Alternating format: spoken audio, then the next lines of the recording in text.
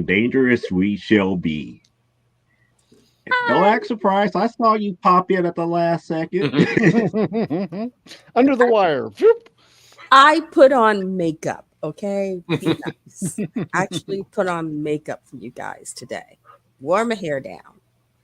It wasn't for us, it was for you. Because you know that there's gonna be somebody with Doris left butt cheek somewhere around. Be like, come here. I got something for you. Come here. I'm just sorry when you're talking about a werewolf movie with no werewolves. It was like, horrible.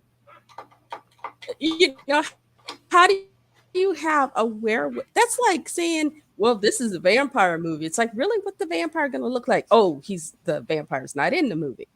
It's like, so it's a the vampire werewolf movie, they but there are no barely vampires. showed Yep. was inside his mind. And he was just basically, he's just crazy. Oh goodness, I hate that.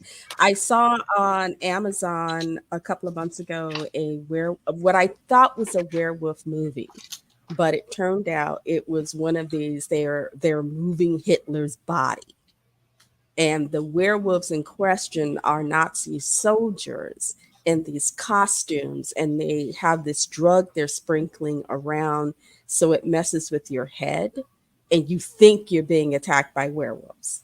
Who just happen to be firing rifles at you. Yeah. It's like I was so... It almost sounds as good as The Man Who Killed Hitler and Bigfoot. Yeah.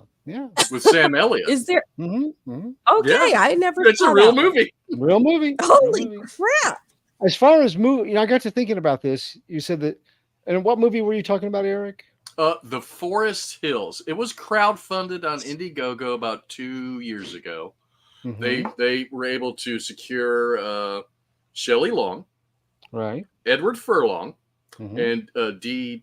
Williams, D. Wallace, Shelley Duvall, and Wallace and Shelley Duvall. Yeah.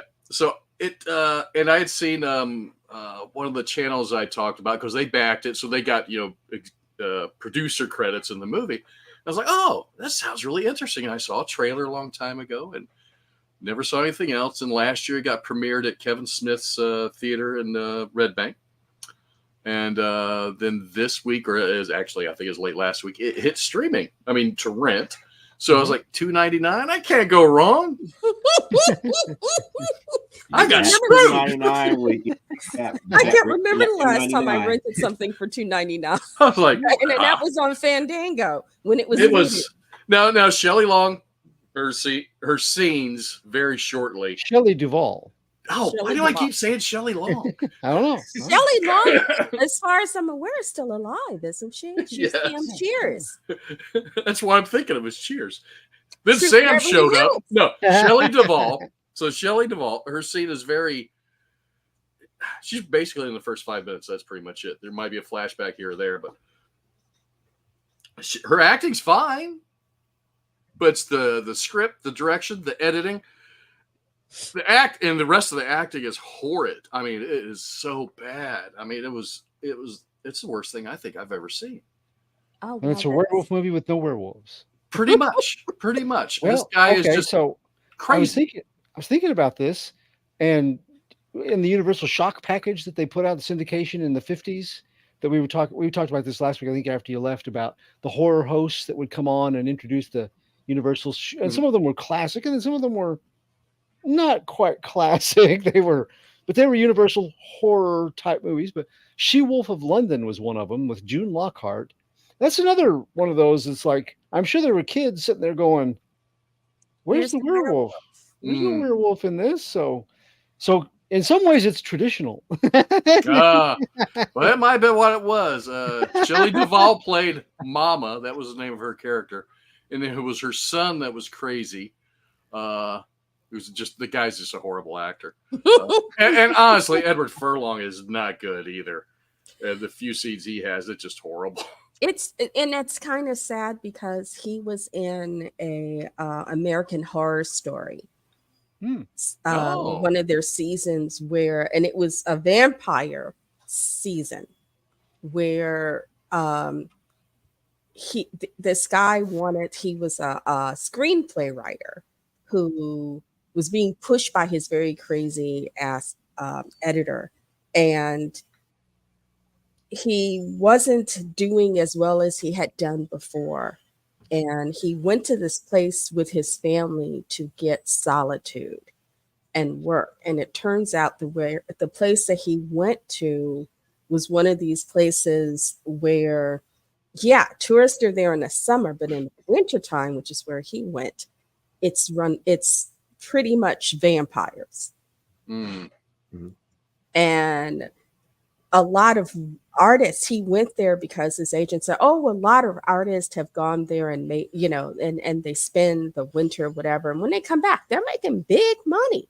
They're doing really well. They give you a shot of vampire blood, and it's supposed to jack up your creativity. Unfortunately, it turns you into the more of this stuff you get, the more you become a vampire. And Edward Furlong was one of the kids who had lived in this area, who was kind of a drug freak and whatnot, who ends up getting involved in all this stuff. But he does a really decent job. And I was sitting there going, oh, wow, he's kind of turning out to be because he had done Terminator 2. And then the pinnacle of his career. They didn't know what to do. Pet Sematary 2 was very much a disappointment to me. Yeah. And then it was like, oh, well, maybe he can be a pop star, and he had a little following in Japan. They were going to make him a pop star, and he did okay in Japan for about a year. And then, of course, in Asia, pop stars are kind of like here today, gone tomorrow. So that didn't last long. And then nobody wanted to hire him for the longest time because they really didn't know what to do with him. And then he started slowly making his way back in. And he actually did a decent job, playing this guy who was kind of a drug, he was kind of druggy and had sort of, people had kind of pushed him on the wayside, and he was trying to find a way in life. Was that him or Macaulay Culkin? Huh? Was it him or Macaulay Culkin? I think it was Furlong. I don't think it was. I'll have to watch. I was putting it on my list of things to watch for the spooky season. Well, don't watch the Forest Hills. Well, I won't. Thanks. But I had watched it and enjoyed it, and it's like, I thought it was Furlong. It could have been Culkin. Yeah, it could have been. Yeah, because his career was kind of Home Alone too. Yeah, getting even with Dad wasn't bad, but after he got to 13, 14, they kind of went, okay, you're not the cute kid anymore. And but he wasn't the cute kid, but he wasn't edgy enough for the angry teenager, and he wasn't a nerd. So he didn't fit any of, because Hollywood, they have those little holes they try to fit you into, and he didn't fit those things. He was too wholesome in their eyes. Edward looks like he's been soaking in a pond for about a week or so. He looks swollen. Yeah, it's that swollen you get when you're an alcoholic. Yeah. And you've tried, and somebody's cleaned you up. They put you in rehab for a couple of weeks and got you sober just long enough so you can do the job. So you can go back in rehab and pay your medical bill and it's one of those rehabs that they have in LA that are out on the beach or whatever. You're overlooking the ocean, and people, and the staff will sneak you your drugs if you pay them enough. Yeah. So it's like a rehab that really isn't a rehab. If you're rich and famous enough and you're not Robert Downey Jr., you get to go hang out for 1 or 2 months, and then they say, oh yeah, they completed the program, and then you get out and go back to living your life, whereas poor Robert Downey Jr., it was like, oh, and it was funny because I used to live not too far from the motel they busted him in. Oh. I lived about just under a mile away from that hotel, from that motel. It was like, oh my goodness, I'm famous because Robert Downey Jr. got busted less than a mile over from where we live. And it's like, I don't know if I should be proud of that or not.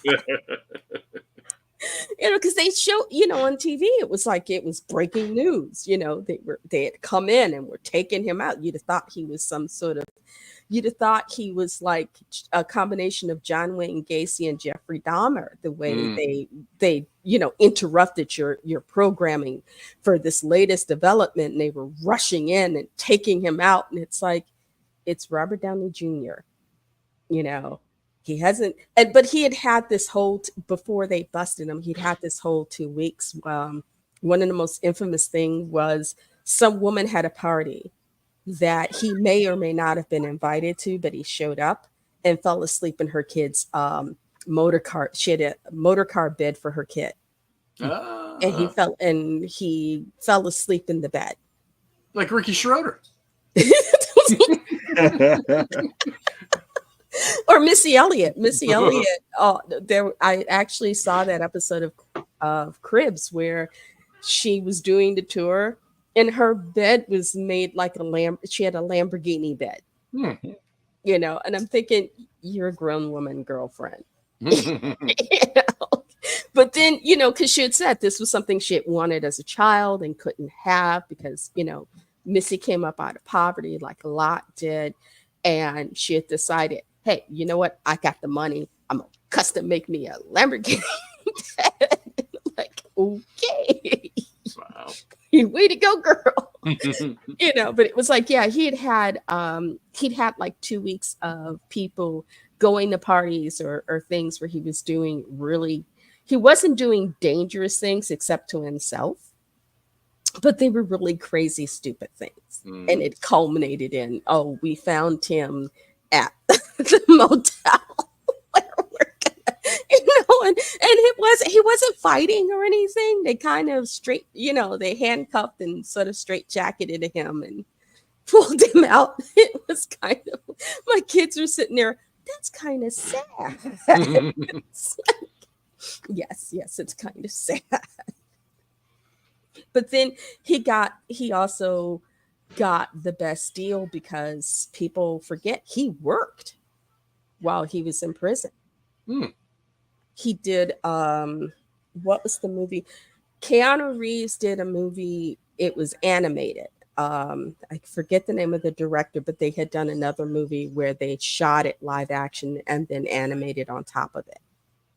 And this was based on I think it was based on a novella by Philip K. Dick. He was supposed to be an undercover police officer investigating a drug situation, but he ends up taking the drug. And he basically can't tell what reality is and isn't. But Downey Jr. was in it, and it's so funny because he's talking to people about how he has to be careful because he's supposed to be a snitch, but he has to be careful because I could be murdered. I was sitting there thinking, okay, I've never quite heard that word said that way, but didn't hurt the scene. You go do you, babe. Linklater. I think the guy's name is Linklater, but he did 2 of these movies. He did the one, it got critical acclaimed, and he did that one with Keanu Reeves. But he did that one. He did a couple of supporting roles in some independent films. So they would let him out during the day to go shoot. And then he had, so he would shoot his scenes during the day and then had to be back. Nothing like Hollywood privilege. But they want to tell the rest of us how to live our lives, and they're just in a total different world. But it was so weird because it's like he was in an actual prison cell. Somebody came and interviewed him, and and it was just so very surreal because it's like, okay, and this was it. LA does have a kind of work for furlough plan where certain prisoners, if you have specific skills in something, but usually, it's like it's carpentry or something like that. It's something where you can go learn a skill or use your skill, but you still have to report back to the prison. It reminds me of the old debtor prison thing in England. If you ever saw, what's the movie based? Oh, Little Dorrit. It's kind of like that Little Dorrit debtor's prison thing where, you're allowed to be out there in the day, but then come a certain time in the evening, you have to be back. Oh, he should have done a prison movie while he was in there. Cut down on the expenses, build a set and all that.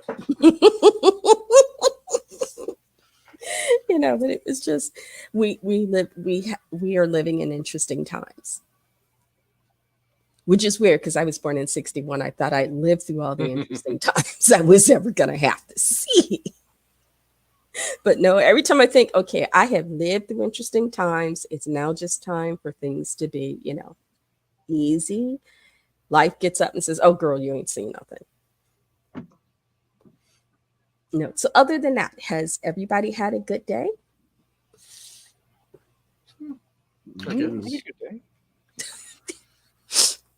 Hey, I'm queen of the garden. I'm queen of the gosh darn it. Yep. In the thumbnail says. in respect to Clyde, I am now. Let's go ahead and greet our chat while we have time. So we got Carl in the house.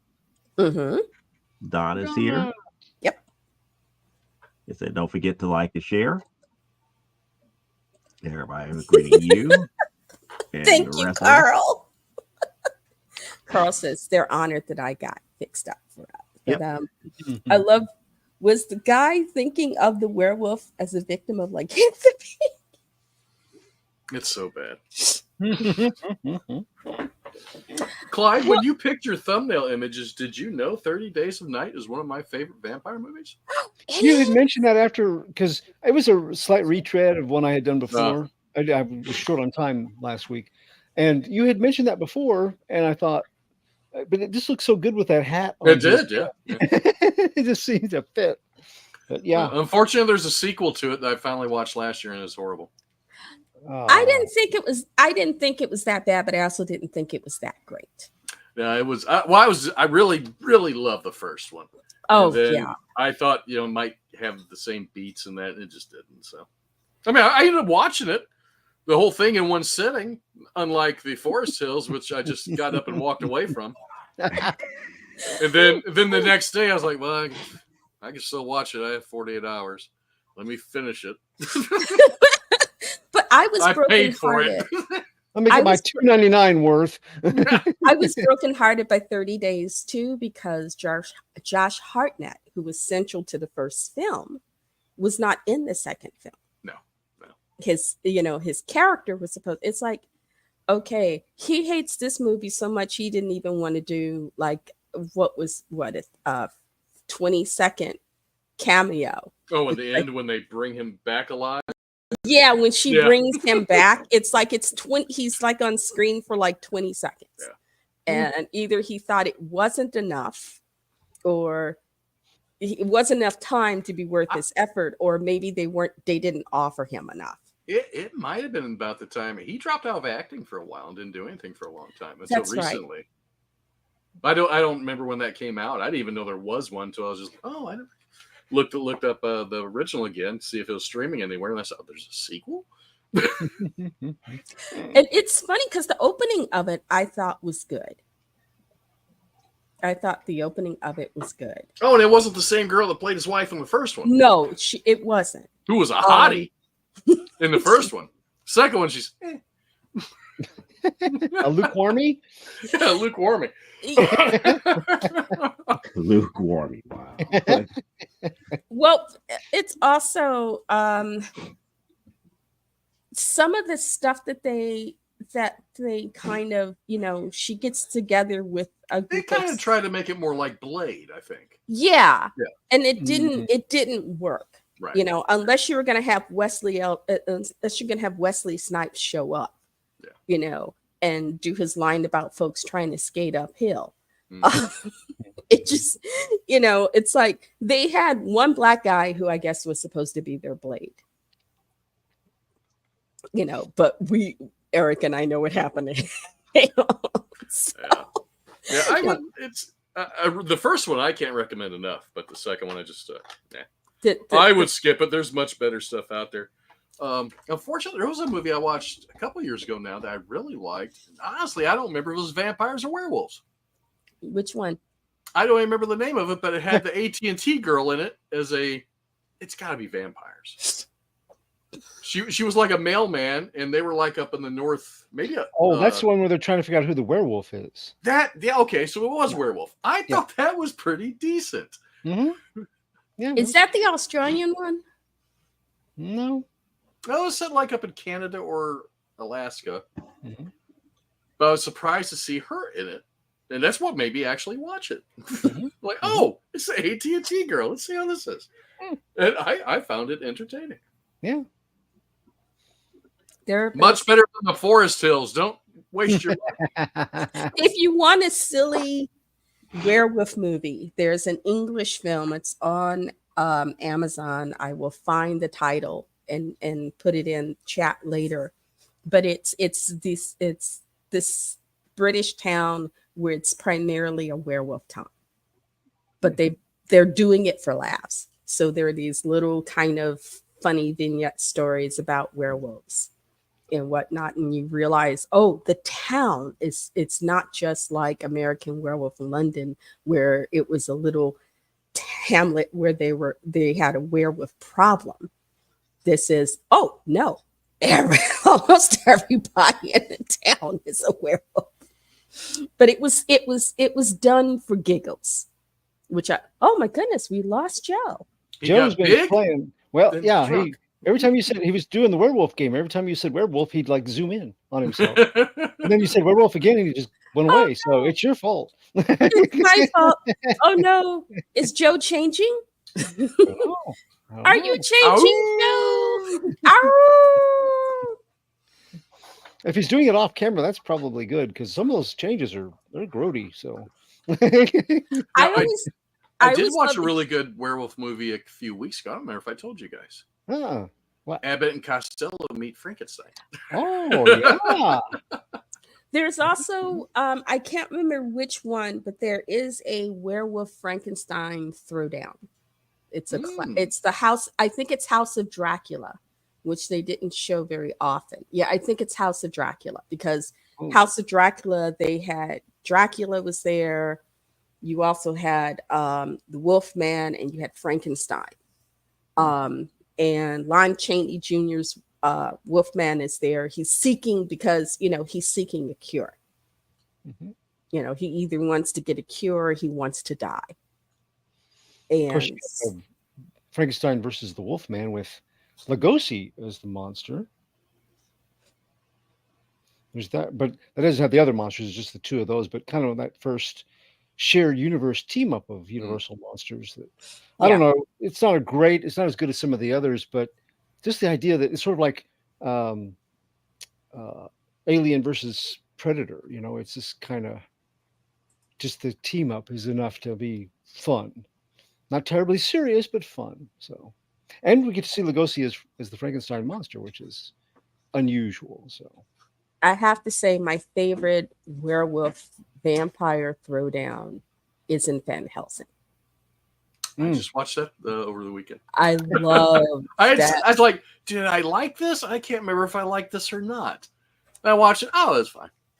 Hugh Jackman has great naked butt cheek. You can't beat that in the film, and they were also doing the Kate Beckinsale, the joke, because the top she had, when it got wet, it had flowers on it, but two of the flowers were placed in a position so that certain scenes when they were shot, it looked like her blouse was totally sheer. You can see through it, and a couple of times I had to get close up to the TV and go, "Oh, those are flowers on her," because I'm like, are they really letting her do this movie? In a sheer top? Surely not. And I had to get close and go, "Oh, those are flowers on her shirt." They're just, and it's like, okay, did they purposely make, because they custom fit all her clothing.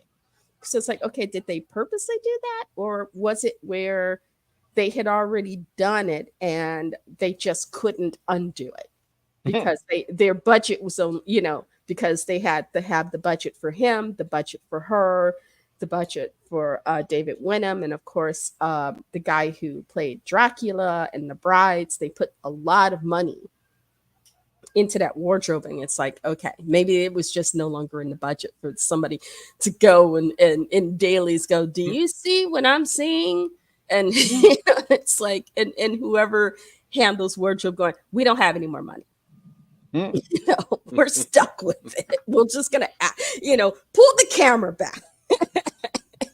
Hope nobody notices. If you don't like it, pixelate them. But it is my favorite werewolf vampire throwdown. To me it's a lot of fun, because it doesn't take itself that seriously. There are beats in it that are meant to be funny, like when he claws, when Dracula realizes what he's done and he claws the raw, like, yeah, I'm coming for you. It's like, okay, they're having fun with it. They're both CGI, and whoever's doing the CGI is having some fun. Same director as the Mummy movie with. Oh, yeah. Which, I mean, if you look, he's got like the guy that plays Igor is the one that was. Oh yeah, yeah, his little buddy. So yeah, Mr. O'Connor. Mm-hmm. Yes, that I hadn't. I knew he was in both it looks like you're on the wrong side of the river. That's a movie I haven't watched in a long time. I have to watch that. Just not the Scorpion King. Oh no. I like the Scorpion King for the kid.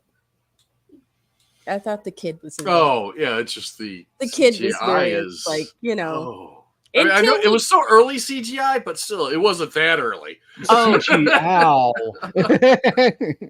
They were really. You could tell they were really cut.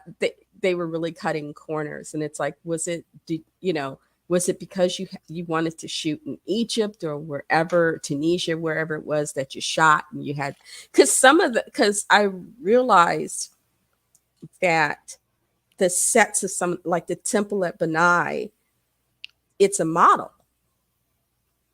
You see the airship and you see the temple, but then they're shooting and I don't know what it was. There was some angle that they hit it at, and it's like, oh, that's not the real temple. That's a model.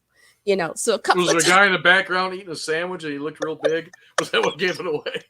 But it was like I was sitting there going, okay, that's a model. But I know the battle with the little midgets in the jungle scene probably cost them a pretty penny to shoot.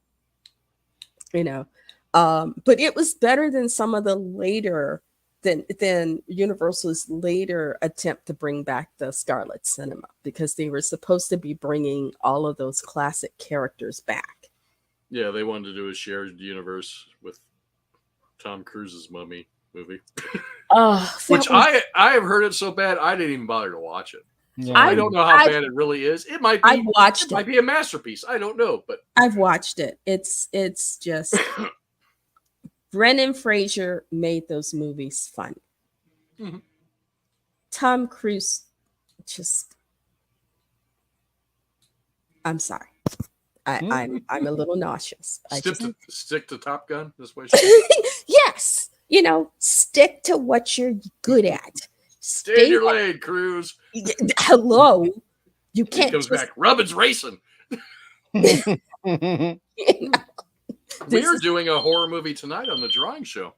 What are we doing? I don't know if any of you have seen it. It'd be interesting to see if you have. Terrifier. No. Because Terrifier 3 comes out this week. Okay. It is just a gore fest, both of 1 and 2. So this one I've already heard people walk out and vomiting. Good. So it's Art the Clown is basically a mime. I've seen stills of this. Okay. Yeah, he doesn't speak. He doesn't make noises. Anything. Oh, I think Rue Morgue has talked about. Yeah, it's I They enjoy them, talked but about it is one. just gore after gore. That's all it is. Yeah. I mean, a woman gets sawed in half in the first one. It's sawed in half. She's do I have an action figure. Okay. She's being hung up like this and gets a Ew. hacksaw here Oh, down through her head. oh, that's just that's unnecessary. Sorry, Grand Animal Phone. It's okay. That was just unnecessary. It's like the deloyering scene in 13 Ghosts, the modern one. With that's a great, without being too over the top, but just that's a good. My That's a good youngest shot. actually has watched that movie a couple of times Mhm. because he's a big Tony Shalhoub fan. mm, And Tony Shalhoub, of course, is the dad, and he's watched it a couple of times. It's like and I've enjoyed it, so it's like because the black chick actually helps save the family. Yay! Yeah. But and I said, why? He goes, because the dad loves his kids and he doesn't abandon them. Mhm. The dad, he's not big, strong. He likes him because he's not the big, strong, handsome hero dad. mm. He's just a man who loves his family and is trying to do the best he can. Mhm. And I guess it appealed to him. And so, he's watched it on a couple of times. But he's watched it on like TV stations where they cut certain things, so it's like, oh, okay. That scene where the poor lawyer's in the basement and those glass doors close. It's like, That's the deloyering scene. Yep. But every once I've enjoyed it. It's for me, it's good, gross, scary fun. Mhm. I'm weird that way. I will admit I'm weird that way. I also grew up watching The Ghost of Mrs. Mirror on TV, which was actually a sitcom. Well, it was a sitcom, Yeah, it was. And back in the day when saying blasted was considered bad language. It's like, because I think there's an episode where the kid says blasted about something, and she goes and yells at the ghost about his influence on her son. He's saying things. It's like, what does it say? Blasted. It's like, okay. There are worse things you can say. I've heard them.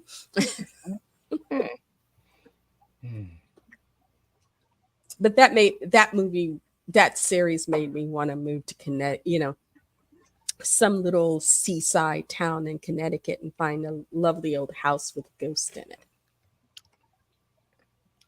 for about 2 months. And then I saw, what is it? The House on Haunted Hill. And it's like, yeah, I don't want to live around ghosts. There was also a ghost movie. It was made in the 50s. It's black and white, and I can't remember it. It's got this little boy. His family is stuck in this house, and he sees these ghosts. They're being haunted. But one of the ghosts he sees is a guy who was a lion tamer, and he keeps reliving the moment he died. So he's like doing the animals, the kids watching, he's like taming the animals. And then there's the part where he puts his head in the lion's mouth. And I guess the lion wasn't in on the information that, he wasn't supposed to bite down. But it's a ghost. So when a lion bites down, there's no head. It sounds like one of those ghosts from Hogwarts. It didn't nearly have his head. Except, Nick could put his head sideways, but it was quite interesting.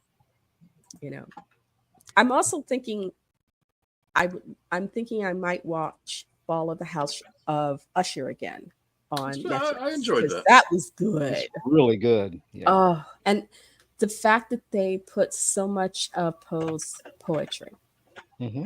the Annabelle Lee and stuff. I was just I when he's and he says it so beautifully when he recites the poem. It's like, yes, oh, I'm a fan for life. So, Yeah, he Eric, was what supposed kind of a? Hmm? I'm sorry. Go ahead. What part of the Terrifier are you doing? The Terrifier like portraits of him, or you got? Other I'm just things? gonna draw a portrait of Art the clown, covered in blood, probably. Maybe Okay. just neck up or something. I mean, Ooh. he kills some people in some really brutal ways. It's Carries around a garbage bag full of different utensils to kill them with and stuff. ooh, torture porn. Now in the second one, there was a little more supernatural element to it, where I believe one of the girls had like like angel power to her to help her defeat Art. Ah, okay. Sort of like what is it? The dream is it Dream Nightmare on Elm Street, the dream child, and the daughter is supposed to Yeah, I'd say similarly. Yeah, she had some kind of power. I think it's from her dad had drawn her as a comic character, and yeah. But I haven't watched that one in a long time. I will have to watch that one again. But the first one, yeah, I mean, it even starts out bad. There's an interview with the lone survivor of the massacre, and her face is just because he eats off her face, ew. so the face is just left all mangled. She survived a Hannibal Lecter attack? Yeah. And then she, after the interview, she kills the lady that was interviewing her. Because she's a little cuckoo now, too. Oh, okay. Well, I guess if your face is going to get eaten off, that's going to happen. Well, Silence of the Lambs, when he cuts the psychiatrist who's been shown up by the young FBI agent, he goes behind everyone's back and he cuts the deal. And it ends up, and which is how Lecter escapes, because he has Lecter moved. And at the point at which they move him, of course, now he sees his option. But one of the cops that he attacks, he bites a part of his face off. So, yeah. But that's part of his plan to escape. It's not that he's consuming the face. He puts it on his face. He uses it. Yeah, he cuts the face off and then puts it, but he bites a part of the face first. Yeah. Art does something similar to that in the first movie, in the Terrifier 1, where he rips a homeless woman's chest area off and wears it to himself. Oh. Like I said, I mean, this is just, it's gore. It's gore. I mean, I think there's a story to it, but most of it's just gore. But it's entertaining. It's cool to see a little clown, you know. Joe, who is like one of our first horror icons, since probably Jigsaw was probably the last one that became a character everybody recognized. His character is starting to become recognized among people. But I mean, other than you got Freddy, you got Jason, but it's been a long time since we've really had one. Well, no, because the clown from It. Yeah, but that was from the 80s originally. No, but Skarsgård has done. But I consider that still fake. The younger generation, they don't know about Tim Curry's version. Curry's version. They know Skarsgård's version, and Skarsgård it's an iconic looking version. I mean, that's creepy. He really owns that. It's very creepy, and the younger generation, he's their version of that. So I mean, like I said, with that generation, I think, are they Z or X? I get confused sometimes. What, the newer movies? Though they're definitely not X. No. They're Gen Z. They're more Gen Z. They're more Gen Z. Okay. Ha ha ha ha. After X, I don't know what happens. Sleepy. I'm trying to put Joe under my power. I think Joe's up there self-medicating.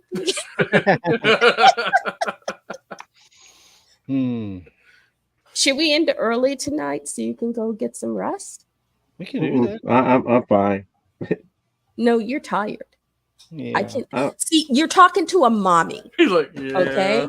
Yeah, you're talking to a mommy and a couple of granddads. Believe me, we can tell your energy is like real low. What you need is a nice warm blanket and a whoopee and no. something nice and warm to drink and cuddle up and get cozy and just And snooze on. cartoons. Cartoons. I watched what is it? The one with the Disney one with Mr. Toad and Sleepy Legend Hollow of and Sleepy Hollow. Ichabod. Yeah, they used to show that when I was a little kid at school. Mhm. Around this time of year, we would get an assembly, and they would show that. And so I've always loved those. And every once in a while, I think very rarely did World of Disney show it. My school showed it in the cafeteria, which we're talking about, the whole school maybe had like 70 kids in it. It was Okay. very small. So the cafeteria was formerly a classroom that is really little. And they were fixing chili because it's that time of year. So every time I see that movie, see the animated special, I want chili. I feel like I gotta fix chili. Oh I suddenly have an urge for chili. As soon as that starts, I'm like, In the do you have kitchen? any peanut butter? Do you have any peanut butter? We could make chili with peanut butter sandwiches. Yeah, let's get some of that. I was thinking we should have a movie night. I think It's doable. there's 6 of us now. Or is it 5? Aren't there 6 of us? Six.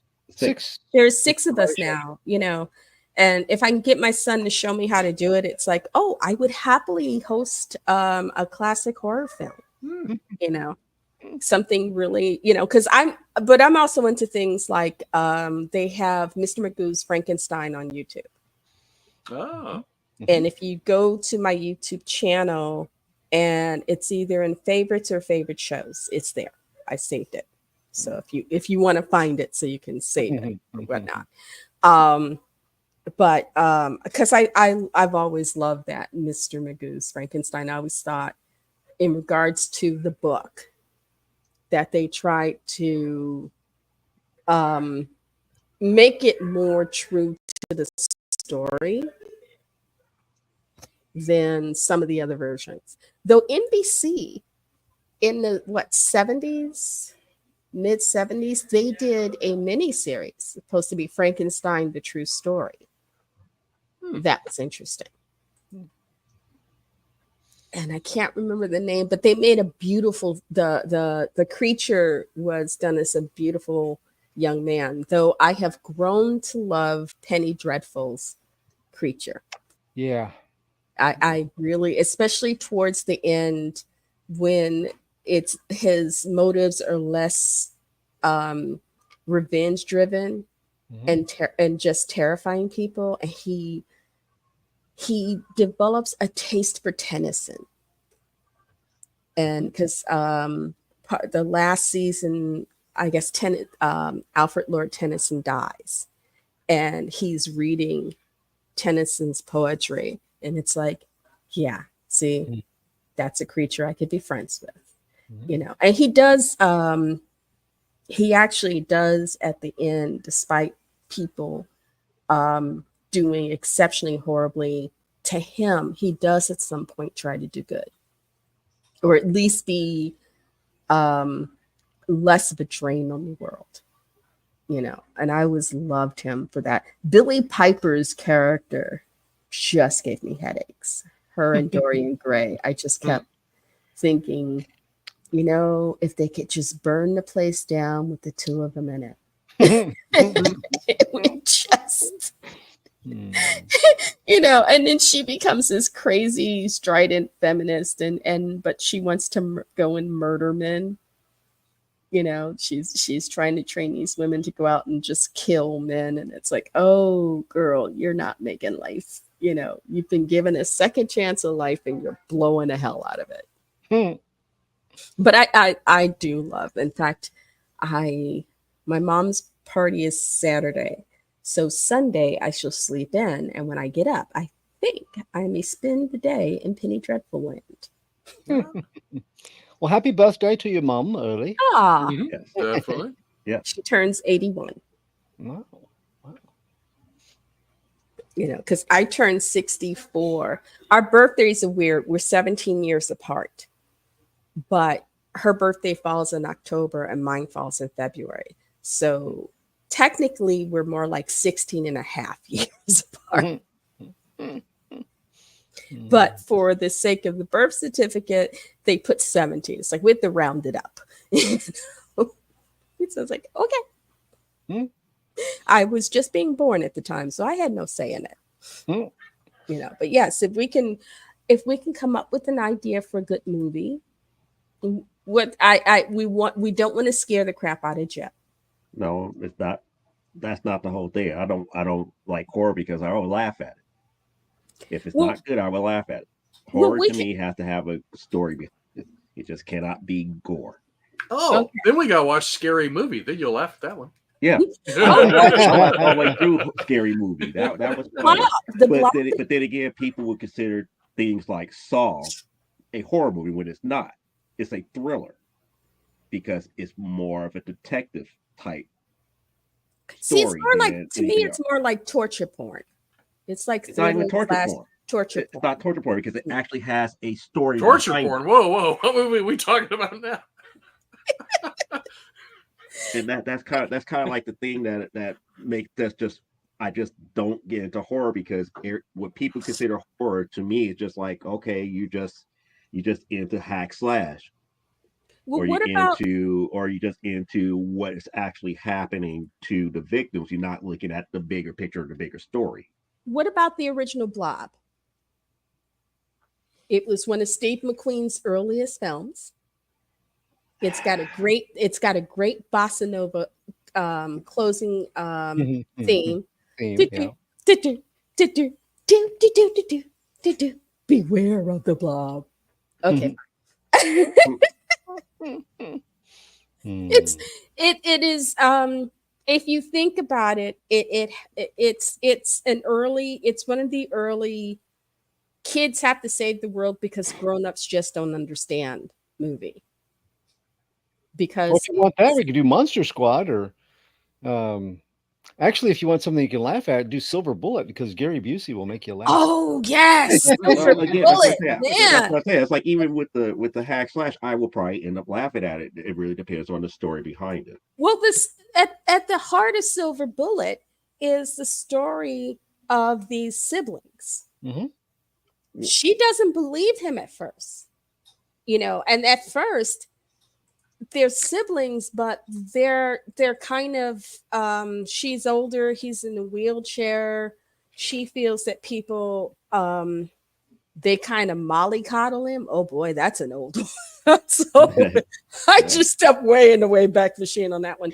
But she feels like they give him, you know, he's in a wheelchair, so they make too many allowances for him.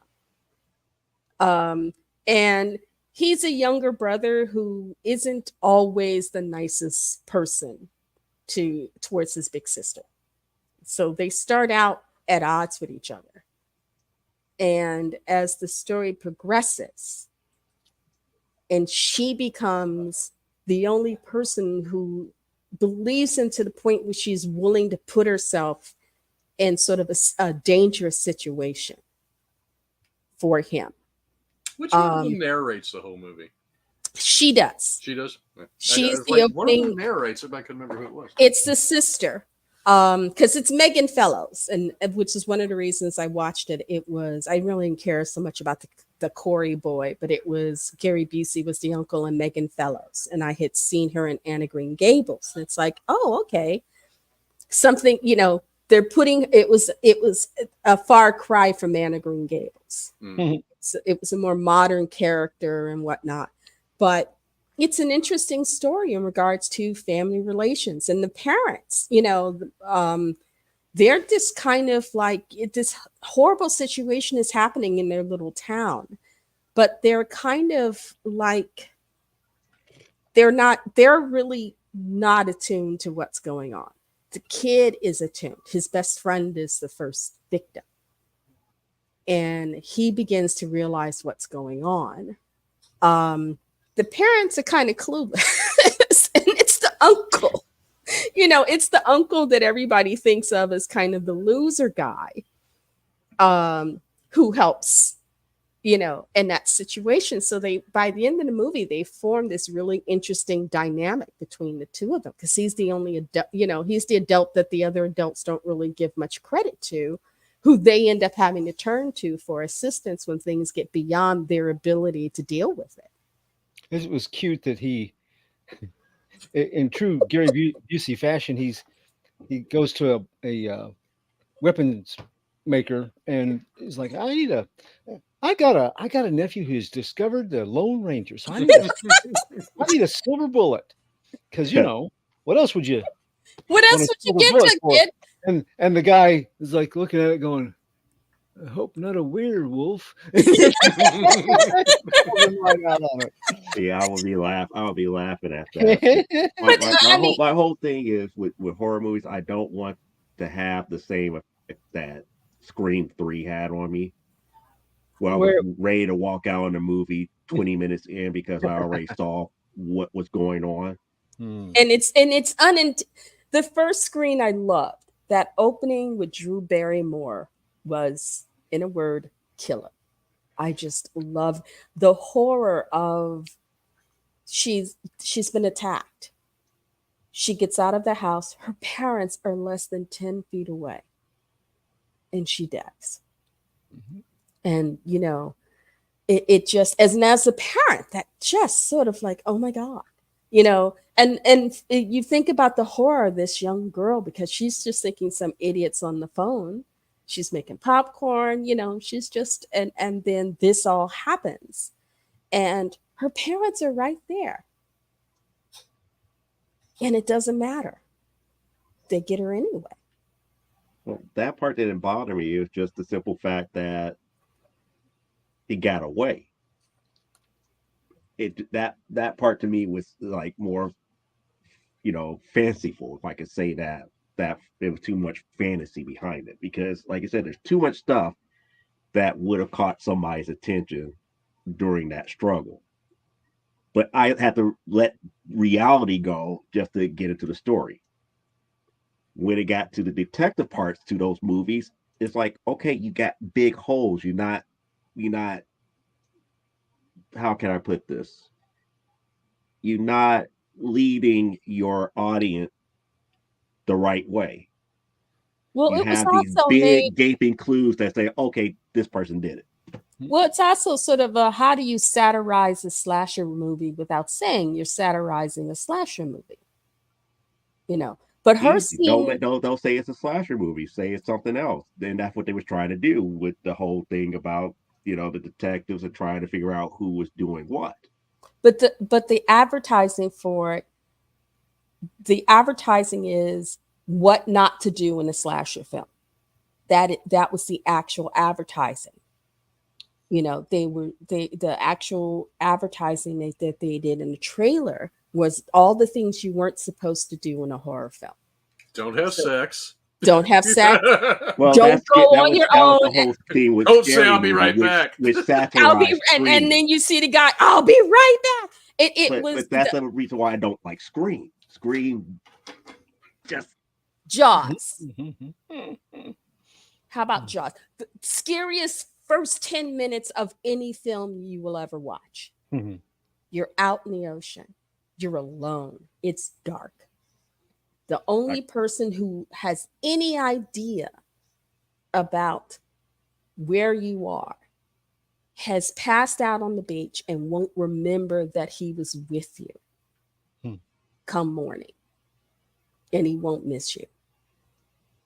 And in the end, all you have is blood and pain and darkness. And death in the sunlight can't come anytime soon. Black eyes like a doll's eyes. And with that, I must go to the other show and draw a scary clown. I'm about to tell you the two movies that I consider horror movies. but people would look at me kind of crazy. Which ones? One is called Demons, and the other one is From Dusk Till Dawn. Oh, I like From Dusk Till Dawn is good. But it's a bit, the whole hooty woody dance might be a bit much for Clyde. Oh, I think Clyde would like that.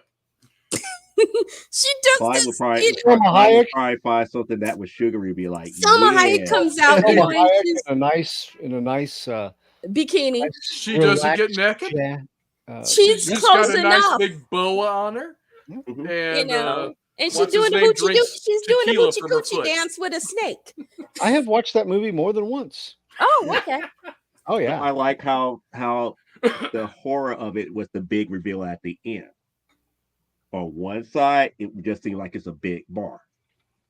But when it panned out on the other side, it was an Incan temple. Mhm. So And it's Eric, like, that stuff goes over people's head about why that is great horror. No, I The got same it. thing with demons. People didn't get the fact that that movie was a gateway dealing with an artifact that is normally captured in film through the mask of the one statue that they had there. Mhm. And it's like everybody would have been fine until that one person was foolishly tried on a mask. They got cut. And because they got cut, it started the whole thing about the release of all the demons that surrounds that mask. It made other people into what the mask made. So nobody knew what was going on. Everybody think that the movie was coming alive until they got outside of the movie theater. It's like, no. And then they actually came across this one family that was coming in this Jeep and they had all these weapons and everything.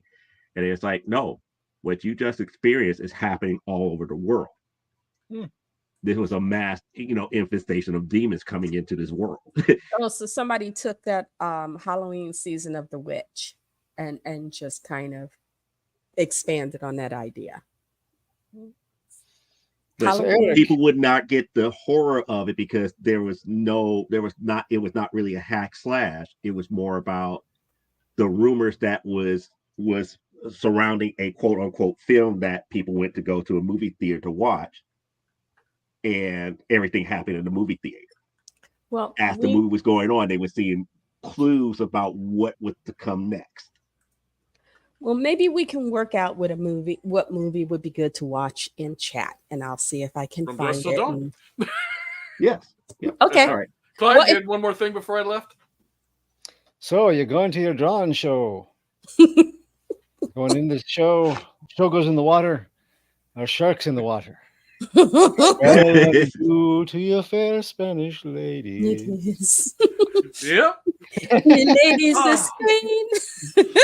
Show Out me over the way to the go home. borders. I'm tired and I Let's want to sail go. back to Boston. I've got a Quint doll around here somewhere. Huh? I think it's in the Oh! garage. It's Find it's a NECA figure. He's about this tall.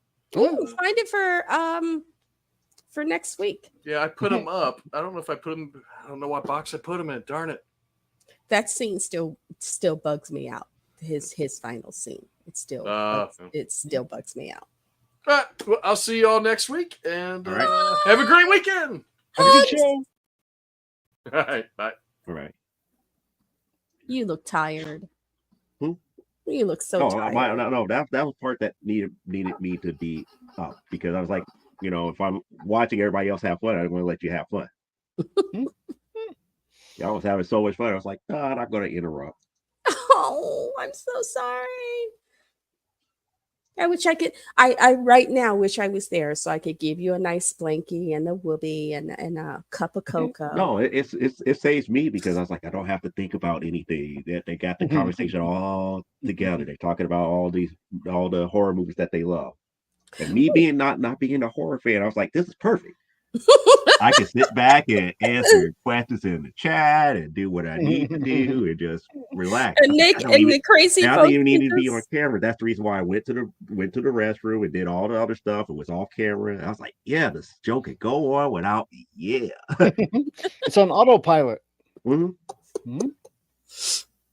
It would be like reverse airplane. It's like instead of having the blow up doll that pops up. It's like, let's go to autopilot. Penny is Penny is the no. Penny's something the clown. Pennywise. Thank you. Right. I almost said Pennyworth. It's like no, that's Alfred's name. Right. Yeah. That's Alfred. Again, we're not talking about that, but Pennyworth. You're talking about what it. Yeah. Mhm. I really liked Mr. Curry's Pennywise. There was some I love the way he says we all float down here. You know. That's the TV version, right? Yes, because he's not when you first see him, he's not as scary because he's trying to seduce the kid with the little boat. And so he's not scary right away because he's trying to get the little boat to come the kid to come down and get the boat. So he's trying to be just a friendly clown who seems to be in the sewer. It's like, so when my kids were little, I said, don't go close to any sewer grates because clowns are down there. They're not nice. But the remakes just didn't work for me. It didn't work, I love the original because it was more built on tension. But the creature at the end, the giant spider at the end, well, I don't even think it was CGI at that point. That it was like other Stephen King movies. They just kind of sort of threw it in at the end. They had built so much stuff up that was so great, and then it was like, oh wait, we're supposed to have a monster. And they just kind of like tape and bubble gum something together. They're going. Well, but you have to understand TV budget, just like I wanted to like The Stand. Yeah. The only one that I actually kind of enjoy that fits into the whole quote unquote horror theme with Tommyknockers. That one was one I didn't see. Huh? I didn't see. I saw The Stand. But I liked the. You didn't see the Rob Lowe original Stand that had Rob Lowe and others in it. That's the made for television one. The made for television. Yeah, that's the one I enjoyed. Because there was the guy who played the young neurodivergent guy, MOON spells, headache or whatever. It's just MOON. I thought he did because he had been on the series Coach. Mm-hmm. He was the assistant coach. Which one, Jerry Van Dyke, or you talking about the? He was the young guy, the big, Dauber.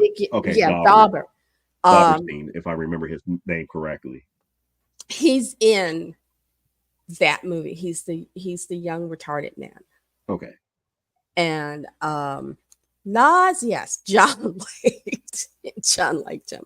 I loved him because he was such a sweet character, and there is just such a great innocence about him.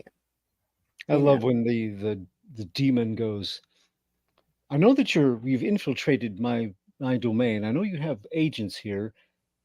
I try to find them, but all I see is a picture of the moon. He can't pierce anybody that innocent. He can't pierce the defense of that character. Yep. And nowadays, because there's an interviewer that Tom Hiddleston knows that they prank each other. And whenever he pranks the guy, he tells me, you've been Loki'd. And every time now I see him doing that, first thing I hear is Tom Hiddleston doing this stupid laugh going, you've been Loki'd. And it's like, oh my goodness. But I'm surprised that you haven't seen the Tommyknockers because, again, one of my favorite actors, especially for comedy, Bronson Pinchot was in it. Really? Bronson? Yes. In the Tommyknockers. Yes. Yeah. That seems like such a non-Bronson. And he played his character to the T. And what made it so interesting, he played the bad guy in this movie. He was the one that understood what was going on behind the scenes because he was reliving his childhood about all the strict rules that that he had to go through as a child and how he wasn't supposed to break them and everything.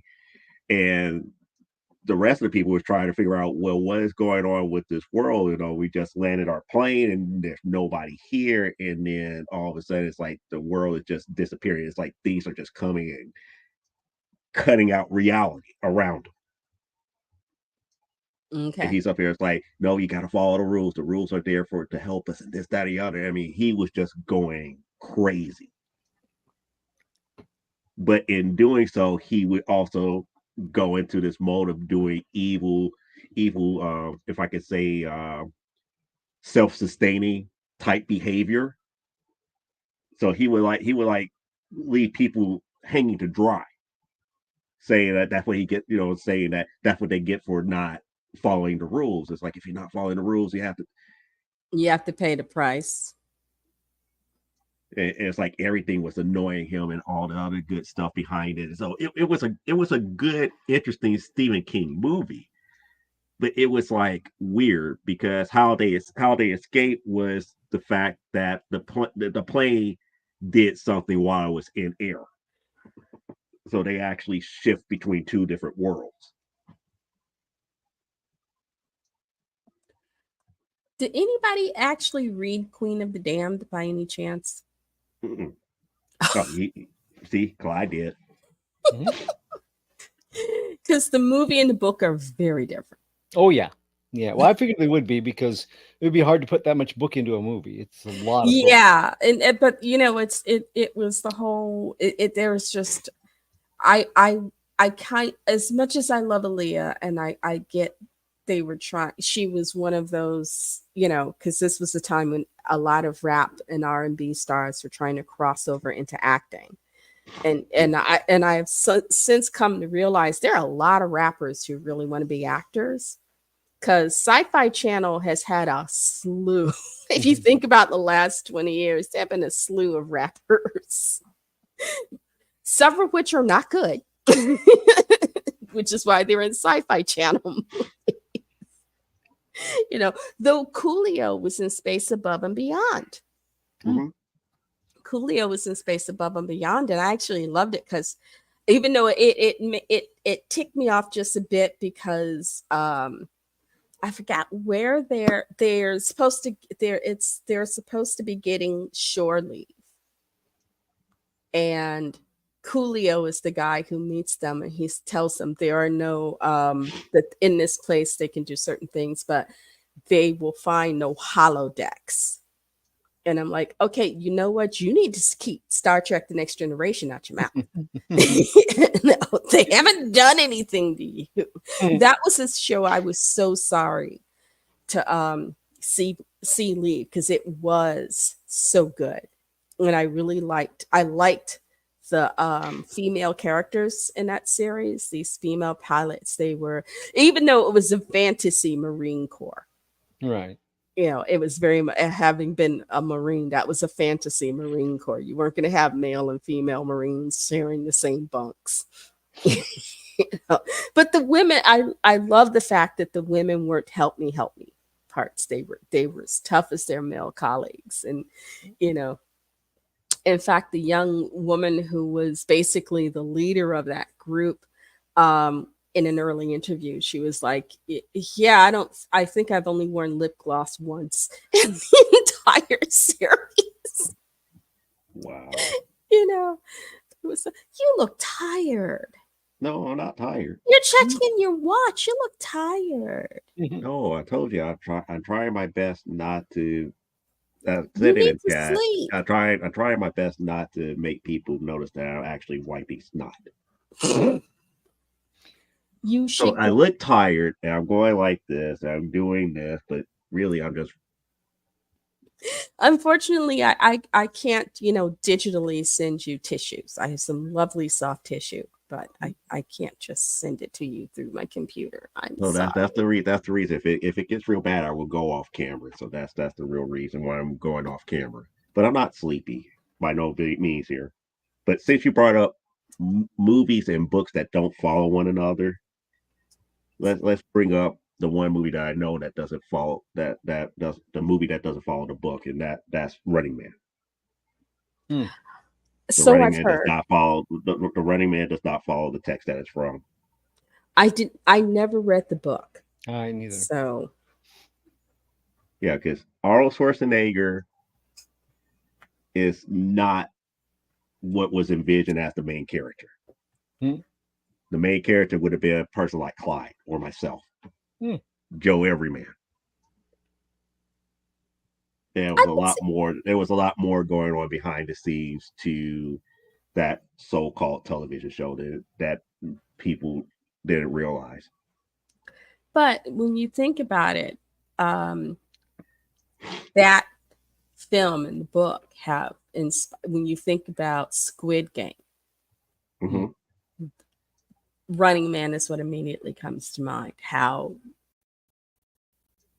there's those are sort of Squid Game and there's a slew of Japanese anime that are made off that. Players in a game. Sometimes it's usually teenagers. Sometimes they know why they're there. Other times, I was just walking down the street and I woke up here, and they don't know. But it's like that one movie seems to have spawned an entire genre. Well, Well, it's Running not. Man. It's not a topic that hasn't been talked about before. Because Squid Games to me is more unique than Running Man. But then again, if you want to if you want to lump all of these things together, then you have to go back to earlier stuff like Battle Royale. Or even a little farther back, David Carradine in Death Race. Oh, Death Race 2000. Yeah. What about Rollerball? Oh, yeah, that's another one. James Caan. Oh, Caan, James Caan and Rollerball. I Mhm. love that movie. My Yep. mother hated it. No, but it was good, and then I would never forget the visual at the very end with James Caan scoring the goal and the face that he had when he was like, "Yes, it is over. We This is the won. last one. This is the last game ever." Hmm. And it's like, I did it. I There's that, accomplished my mission. There is no more rollerball. there's that sense, you get that sense of relief. Yeah. Because he's not only completed his mission, but he survived it. He survived, because if I remember correctly, and I have not seen Rollerball in, wow, 30 years. It's been 30 years since I've watched it last. But because that last game is so brutal, and you've got people dropping on both sides. Both teams are losing people, and not just being injured but killed. And it's sort of like, if I don't make this goal, so this game ends before there are any of us left to survive it, it'll just keep going. They'll keep getting people. It'll just keep on. But I remember that Dean Cain was in a remake. Yeah, it wasn't And very it good. was not. That was a remake of it, wasn't it? Yeah, it was a remake of it. It wasn't. It was him and what's her name? Our first Black Miss America. Then she lost her crown. Then she decided she was gonna. What's her name? Vanessa Very, Williams. yeah, Vanessa Williams. I think she was in that. She was a love interest or something like that, or something. But If I remember the original one, they wanted Khan to retire. They was going to give him the nice, good farewell to the games because again they knew where he stood with the games. It's like if we could get him to retire, the games will continue on. But now it kind of makes me wonder about Death Race 2000 and its ending. I don't With know. Frankenstein killing the president at the very end. I just remember getting such a kick out of it. I really loved it. This The the smugness of the president as Frankenstein crosses the finish line and everything. It's like, this is the reason why I'm the president. This yada yada yada. And he's just like Frankenstein was like, boom. My favorite scene. My stepfather took me to see that movie, and I loved it. My favorite scene was the old folks' home. oh, see, I did not like that for one reason because they was explaining the rules and they was talking about the elderly was like 100 points apiece, and the old folks home were like willingly, They were willing wheeling these them older out. folks in the middle of the race to get hit, and the older folks were up here cheering for the race. It's like, what in the world? It's like, y'all want death? Hmm? Y'all want to go out in a blaze of glory like this? Hmm? No. Well, when you consider what old folks' homes were like back then, you know, Yeah. and like a lot of seniors, they probably had families where there were issues, and when I know a lot of my mom's friends, the idea of going to a senior facility scares the hell out of them because they know once they're there, that's it. No one's going to come visit you. If they do, it would only be like on a holiday or your birthday. And you're basically at the mercy, depending on your condition, you're pretty much at the mercy of the staff. And so, yeah, they were probably at the point of like, okay, this is just, I spend most of my day in the bed, or sitting in a chair. I don't go, we don't really go anyplace. We don't do anything. But I love it because they had wheeled all those old folks out. Mm-hmm. And what he decided to do was go inside the facility and run down, and just run down the staff. Workers, yeah. That was That good. just, as a kid, that just cracked the hell out of me. But it was I just funny. remember It sitting there was funny. rolling because it was just so hilarious. It's like, okay, you're getting all these points for the old folks. And he was like, nah. Mhm. It's like, okay, that's how you do it. That's the way you do But it. that plus the scene about our good friend Sylvester Stallone and how Machine Gun Joe the Terrible died. Mhm. That to me was also hilarious. Okay. Machine Gun Joe the Terrible, aka Sylvester Stallone. Because people don't remember that was an early Stallone movie. Mhm. Oh, the earliest movie of his I ever saw besides that was The Out of Towners. Jack Nicholson, and I can't remember the actress, but she was the lead actress in a movie called Up the Down Staircase. And they're in New York. It's the trip isn't turning out the way it's supposed to be. And still a very young Stallone comes up to Jack Nicholson. I Uh-huh. forgot what he asked him, but Jack Nicholson thinks he's about to be mugged, and he Mhm. beats the crap out of Sylvester Stallone. Like, okay, and I'm surprised no one has ever brought that up to him in Mm. every interview I've ever seen him. Nobody has ever. So, what's it like when if you're early in your movie career getting the snot whooped out of you by Jack Nicholson? I mean, not Jack Nicholson. The original Odd Couple, which one? You talking Felix, about the guy, Jack Lemmon? Jack Jack Lemmon. Lemmon? Yeah, what's it like having Jack Lemmons beat the snot out of you on camera? Basically, I remember watching it. It was on Bravo or something. And I just remember watching it, and I watch him and it's like, and I jumped up and my kids and I lost. I was like, holy crap, he just beat the snot out of Sylvester Stallone. And my sons are looking at me like, right. Rocky just got the snot beat out of him by an older guy. It's like, You have to understand, he wasn't a big guy by that time. Even as Machine Gun Joe the Terrible, he wasn't a big guy. He had some size, but he was not all that big of a guy. He actually put on muscle when he became Rock when he did the Rocky this film. was this had to be just prior to Rocky because he was he wasn't Rocky heavy, but he was in shape. No.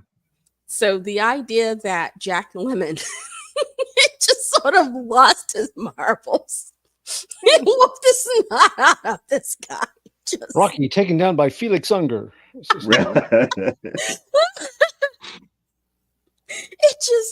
I'm like, okay. Or Rambo taken down by Felix Unger. That's even worse. Yes, that's even better. Except probably, I don't think anybody born in 1980 has ever watched Rambo. Mhm. You know, probably not anybody born in 1990 because Rambo was made in the 80s. Yeah. But all the kids born in the 90s, late 80s on through would probably have not seen it except on late night TV and wouldn't remember it. Okay, fine. Jack, what I can't think of his name in the Expendables. The leader of the Expendables game being down by Felix Unger. Oh, He was the leader of the Expendables. I can't remember his name. Jeffrey Dean Morgan? It might be. I don't remember his name. Isn't he also Negan in Walking Dead? Who? The guy who plays the leader of the Expendables. No. Oh, Stallone. You mean Stallone is the leader of the Expendables, the name of the character. Uh-huh. Okay. Senior moment. I'm tired. I haven't taken, any math today, so my memory is off. It's okay. Just like my favorite Richard Rodriguez movie is not what most people think it is. What's your favorite Richard Rodriguez movie? Oh, he's gonna get up and get it. Either that or he's just had a Robert Rodriguez. Robert Rodriguez. Okay. Hey, Don. There was another one, but I didn't know. Another director I didn't know. But Don Milo has joined the chat. He says hello. He's driving. He's driving, but he's tuning in. So I told him to be careful out there because hopefully he's getting us like a podcast and he's not watching. And I meant to ask everybody to take a moment of silence for Florida. I can't find it in my movie stat, but it's his very first picture, El Mariachi. Oh, yes. Yeah. That's my favorite Robert Rodriguez film, El Mariachi, where he played the lead role and he got his friends and everything, which led into what eventually became Once Upon a Time in Mexico. And Desperado. Yep. And then is Desperado the one with Banderas? Yes. Okay. Both of them are.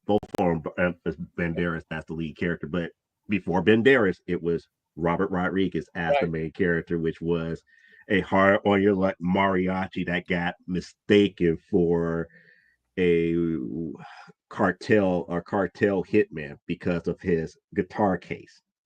And they think he's got a gun or something in it. Right. And so he interviewed like this one woman called Domino, if I remember her name correctly. They ended up meeting Domino, and Domino was up here, thinking that he was there to kill her. And he was like, no, I'm just a simple mariachi and this, that, and the other, because Domino was the woman to the cartel's main boss. And she did something unscrupulous with some money or something like that. And so she was up under, the aspect of that they weren't going to kill her. But once he proved that he was really a mariachi, it was like, okay, this is what's going to happen. I'm paraphrasing a lot of stuff because there's a lot more that happened in between. But what ended up happening is like, she kind of let him stay with her while everything else was going on behind the scenes. And because the actual identity of the assassin was never really made out, everybody thought it was him. Oh, okay. So when other people from the cartel came around her and saw him going around with the guitar case, they kind of figured, oh, he's here. He's about to get ready to take care of business. Until they took Domino, because they were wondering, it's like, how come it took them so long to kill Domino? So the cartel boss had his men come grab her, and he ended up going there, and that's how he ended up becoming one of the most infamous killers in Mexico. I had never seen El Mariachi. I saw Desperado, which You saw the aftermath. yes, I Desperado is saw, the aftermath of all of that. and Banderas during the opening where he's singing, and I was like, oh, I'm in Mhm. love. Yes. And you're gonna create murder and mayhem. Oh, baby. But Just but the main character was never like that. He was just a hard on his luck mariachi, finally coming to this one city that was a known cartel city. okay. See, I didn't know. I'd seen, I think, Premiere Magazine had done when he was making it, and it was premiering. They had done a short story on it. Um, but I had kids at the time, so You couldn't see it. You I couldn't see it couldn't because go. it was definitely an R-rated movie. And I had kids to take care of, so there was no money for it. So it's like, okay, well, um, but I think, when did I see Desperado? Desperado, I think I saw on VHS. I didn't see it at the theater. I got it on VHS or something. So you're You like know, me. I didn't see it to like DVD. yeah. But I So it was. saw El Mariachi on VHS because that was shown in a couple of my Spanish classes. Ah. And then we had to do like the history of that movie because people don't realize that Robert Rodriguez did that movie on a budget less than $50,000.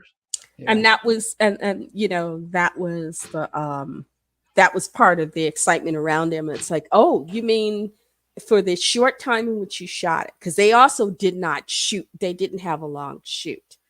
I think he shot it. It was one of those lean and mean shoots. He didn't have forever to shoot and edit. He only had so much time to get it done if he wanted to get it out there. So it didn't take long. It was like I just sat through a watching of an early Colin, and it was interesting because I forgot to mention it to Eric because we talked about the Penguin and the phenomenal job that Colin Farrell is doing. And then I got reminded of the movie he did, Phone Booth. Oh, Mm-hmm. And because he has to hold your attention for the entire movie, that movie it's him and Kiefer Sutherland. Mm-hmm. But Kiefer vastly Sutherland, unique. up until the very end of the movie, is pretty much off screen. He's just a voice in his ear because he's in the phone. And Farrell does such an amazing job, and they shot that puppy in 10 days. There was like principal photography took all of 10 days, and I think pickup scenes weren't too much longer, you know. And they had such a great cast when you think of it, because they had Forrest, along with those two guys, they had Forrest Whitaker. So you had this very powerhouse, and if you think about that dynamic, because Farrell is trapped in that phone booth, Sutherland is, he is so effective as the antagonist, and being and just doing it. Yeah, there's the whole point of, yes, he's got the he shoots the pimp and whatnot, but it's mostly the scenes that get you are the scenes between him and Farrell, and the fact that he knows everything about this man, and Farrell has no idea how this man knows, and he never finds out. He never finds out, but he does. There's that point where Farrell is at the point where he's just emotionally naked, and he talks about the things he's done wrong in life and with his wife and stuff. And there is just that point where your heart aches for him, because he's a butthead. When he starts the movie, he's a butthead. He's a douche nozzle. But by the end of it, he goes through such a transformative thing. And it's definitely a journey, but it's a journey that doesn't physically go anywhere. And he takes, you see his development, and you see those moments of when he's panicking or horrified or angry. He plays it so exceptionally well. And when I go back and think of it, it's like, of course he can do Joker. I, I mean, Penguin. Look what he's done. Look what he's done. Because sometimes we forget about the fact that he's, because like a certain group of men, he's incredibly handsome. And so we think about more of the, leading man stuff. But we also have to remember he's done some great character work, as the leading man. And I found out something. He has a son on the spectrum. Mm. He has a son who's 20 now, and he's on the spectrum. He's got it's Angel something that he has. And he is creating a foundation because he realizes that there are other parents with profound kids. And he's creating a foundation, and part of that foundation will be a campsite. But it'll be 2-tiered. So there'll be a campsite where the kids can do things and enjoy themselves, but also times when the parents get to get away and go sit in the hot tub, go get a massage or a facial or something. Because he was saying, and it was interesting because he was nearly, at one point, he was nearly in tears, but he had talked about how he's been lucky because his work has afforded him the ability to have somebody in his house to see to his, because he has 2 sons. Mm-hmm. And the oldest son is the one who's profound. The youngest son is a regular kid. Okay. But it was just, I actually, at one point I was crying watching him talk about it and stuff. And he hasn't talked about it for the longest time, and he doesn't really like talking about it because he feels it's very, and he has to have a certain image and whatnot. But also he doesn't want a lot of people trying to, climb over his wall to disturb his child. Right. So it's amazing. But yeah, he is, I hate to say it, but he's not look so long. Yep. So let's go ahead and switch gears because I want to kind of quit a little bit early tonight. So let's go ahead and get into the reviews here. Clyde. Yeah, because I don't have. Yeah, I'm not going to go tonight because, like I said, I need to be able to speak without having to wipe my nose every couple of seconds. Okay. Do you have anything, Elaine? No. Okay. I'm sorry. I've That's okay. This week has been insane. Okay. All right, here you go, Clyde. All righty. So, a couple of the things I got this week. I haven't read all of the new books yet, but the ones I have, they're all kind of nostalgic. I've had horror week with a lot of Halloween stuff. This week was the nostalgia week for some reason, but Rocketeer Breaks Free number 3. Ooh. Yeah, from IDW. It's been a really fun read because, things like Alcatraz, when it was still a big prison, takes part of the story. Part of the action takes place over Alcatraz, and there are Nazi German agents that have a stake in the prison and getting some people out of it. So it has some very nice period pieces. The opening of the Golden Gate Bridge is part of this story. However, I do have to holler a little bit. Stephen Mooney he's written just about all the IDW Rocketeer stuff, and he's really good. But this issue, and it could just be he's a little bit off. Maybe he's over. Maybe he's got more work. Maybe he's didn't have a lot of time. I don't know. But there's a couple of things that really stood out. And I also just got finished writing a new Stormgate Press pulp character from the story takes place in 1948. So I'm kind of like, I guess I'm tuned into, is this right for the period? And Mooney normally doesn't have any problems with that. But in this case, we got this big explosion at the Golden Gate Bridge. It was the last scene of the last issue. This scene is just a few minutes later, and they're talking about the let's see here what she says. Um, well, first of all, Betty talks about that there's the casualty reports don't list a couple of the people that they know.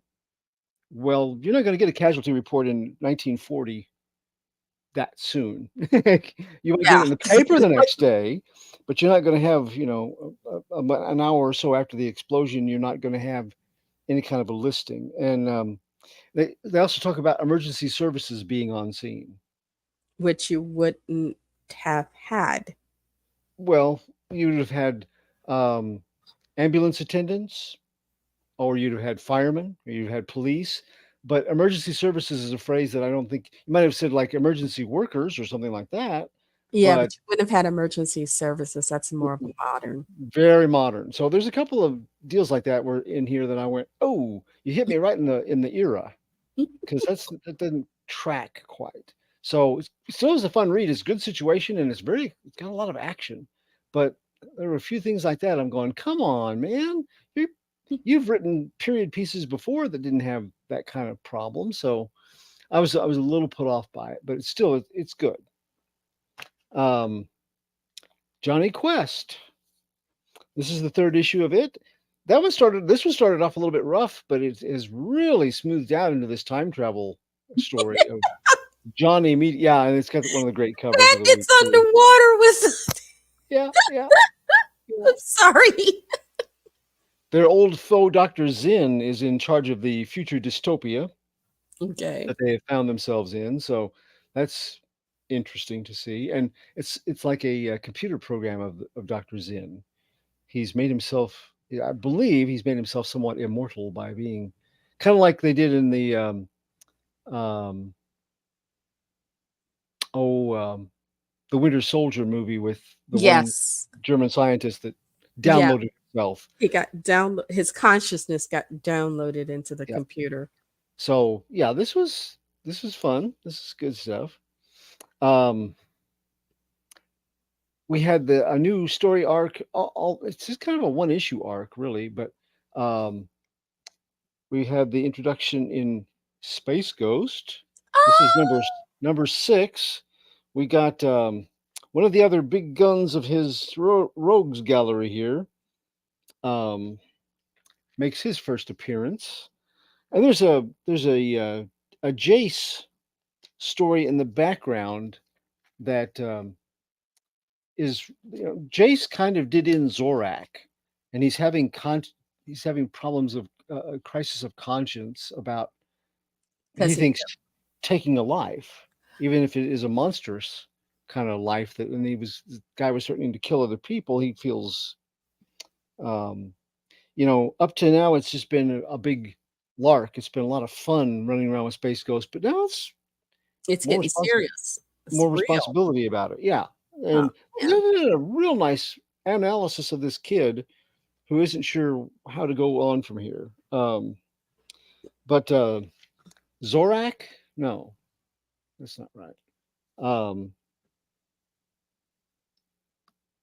Oh gosh, I always get these two mixed up.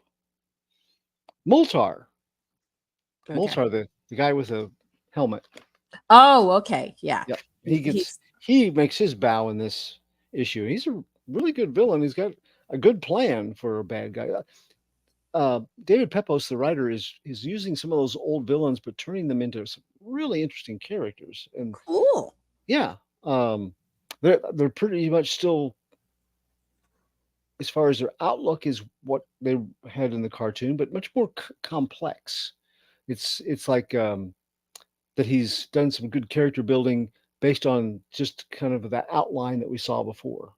So lots of good elemental parts. Space Ghost is growing up. Yeah. Well, it is, but Blip still is a monkey in a mask, and I respect that. Yeah, hey, if Bandit can put on a scuba gear. Mm-hmm. Okay, so we have Geiger number 7. and the glowing man story continues. And again, we have another. This is like number two of the coolest covers of the Is that a two-headed mowing the dog? lawn. A two-headed dog, yeah, because you have mutants. Because this is 25 years in the future, and after a big exchange of radiation and stuff. So yeah, Barney the dog is two-headed, yes, and their zebra has three eyes. So, but they're just having kind of that Saturday afternoon sort of kind of like oh the uh the series that the game they just put out as a series with the ghoul. Oh, I can't think of the name of it. Oh, Fallout. Fallout. I was going to say I want to say Farscape. It's Fallout, I've but watched both those. yeah, me too. Um, but I never played Fallout, so my only exposure to that's been the series. But I The really like the series on series. But Amazon. yeah, it's good. And this is kind of like out of that. It has that 50s feel to it, like Fallout does. So, but yeah, we get kind of more of a squared away approach at the knights. This one fellow that he's a knight. He's been in Ah, the okay. service The of one other one knights sitting of there the. having a sip. Yeah, it's kind of like reminds me of the Atomic Knights from the old DC comics. Uh, you have an apocalypse, and you have these guys that are in this high tech knight gear going around trying to. I don't think in the DC series they were trying to help people. I think in this case it's more like trying to establish their own kingdom there, and not always for the best interests of the serfs, but just because they're in charge. So he split off, and now he's working with Geiger because he thinks Geiger is out to help people. And they have a little talk about how this one guy, the knight had told him that he needed to recant his evil ways, and so the guy stabs him while he's trying to put him under arrest or Oh detain him. goodness. And Geiger kills the guy outright, and he goes, "You didn't give him a chance to answer. I think the knife in your side was his answer." Oh, Yeah. okay. Yeah, has some interesting character moments like that. But what I'm going to review, um, this is a rare occurrence, so mark your calendars. um, Bing. so here's the deal. DC this week finally launched its version of Ultimates. Um, beginning with one of their Trinity, perhaps the most important member of that elite body. I'm speaking, of course, about Wonder Woman. No, Yeah. I'm just kidding. I'm just kidding. with the, with the house Boo! with the house that Bat built shingle that DC's been hanging so hard for the last decade, naturally, the first of their triad with keys to the absolute universe is going to be Bruce Wayne. And Oh man. so we had Absolute Batman #1 come out this week. This came in second place, my local comic shop, for the issue that they sold the most copies of since their opening. So that is pretty popular, and a lot of people picked it up. So Absolute Batman #1, its cover price is $4.99. It's written by Scott Snyder. The art is by Nick Dragata. The colors are by Frank Martin, letters by Clayton Cowles. Of course, the publisher is DC, and it is rated 13 plus. So let's take a look inside. I was not very familiar with Eric Dragata's work or Nick Dragata's work, but he did this cover, which has been that image of the new Batman has been passed around a lot online in Wow, that's previews. just so overly. It's like, dude, cut back on the steroids. Mm, that's part of it. I do like the flyer that we see at the beginning. That's crazy. Yeah, bats are crazy because you got a young guy going into a bat house at a zoo. It's on a tour of the zoo. So they hand out these pamphlets about how crazy bats are and all the little things about them, like you would do with a kid group going through. Okay. Um, we get introduced to Alfred Pennyworth. Okay. It's an It's a interesting very, take on Alfred. very different Alfred. Of course, the whole idea is just like the Ultimates for Marvel. This is characters that we know, but in a modern setting and in ways we haven't seen them before. A little bit different than your typical continuity. So, and yeah, we've got a Bruce Wayne working out here. Jeez. He's swole. Yeah, I was about to say, it's like, is he trying to replace the Hulk? He's swole. Um, I think this is supposed to be a new version of Black Mask. I'm not sure of that, but it's an interesting look. Ew. Um, so the first appearance of Batman when he jumps down amidst the evildoers there, Okay. and we have some gunplay at one point in the story. Lots of blams, blam blam blam blam blam blam blam. Interesting panel work. I just kind of like that page for just all the variety of The- panels in it. It's like, how many times can you do the word blam? I know, but It's a blam fest. it's a blam fest. It is. And then it's one of those that has the credits page near the end of it. But it's kind of a cool picture. Okay, but he's so Swole. well. It's just, the whole. I always classically, I would always think of Batman as having a bit of agility Mhm. and stuff. That's swole. Mhm. I just don't see that. Mhm. It's just, I don't know. It's like, And okay, that's part of the got pros and cons about it. That's one of the things that surprises me a little bit, but then again, not really. Martha we live, Wayne went off and had a baby with Conan the Barbarian. well, we live in the age of Reacher, the TV show. The Oh, series. okay. And that's a very popular kind of, and also, like with the Ultimates, this is supposed to appeal to a younger audience and stuff. So, They want the swole.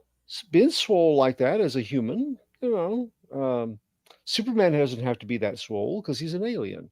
Wonder Woman doesn't have to be that swole because she's She's an a Amazon. woman. Well, she's just an Amazon, and she doesn't have to be that big to be powerful. But as a human, I think that they went with the idea that, well, you better be pretty built or you're not going to survive. I think that true human history has proved that to be inaccurate. Yeah, if you think about the way armor was made, if you think Mhm. about the samurai early warrior stuff, you Mhm. couldn't be swole. Yeah. You would not be able to function easy especially as a warrior. The blacksmith would kill you because he'd be tired of taking out your armor and making it bigger. Yeah. It's like, hey, stand here for a minute. Yeah.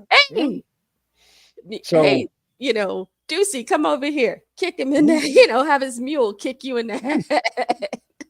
Sweetums here's gonna kick you in the head. Maybe you'll wake up and realize I can't keep doing armor for the swollenness.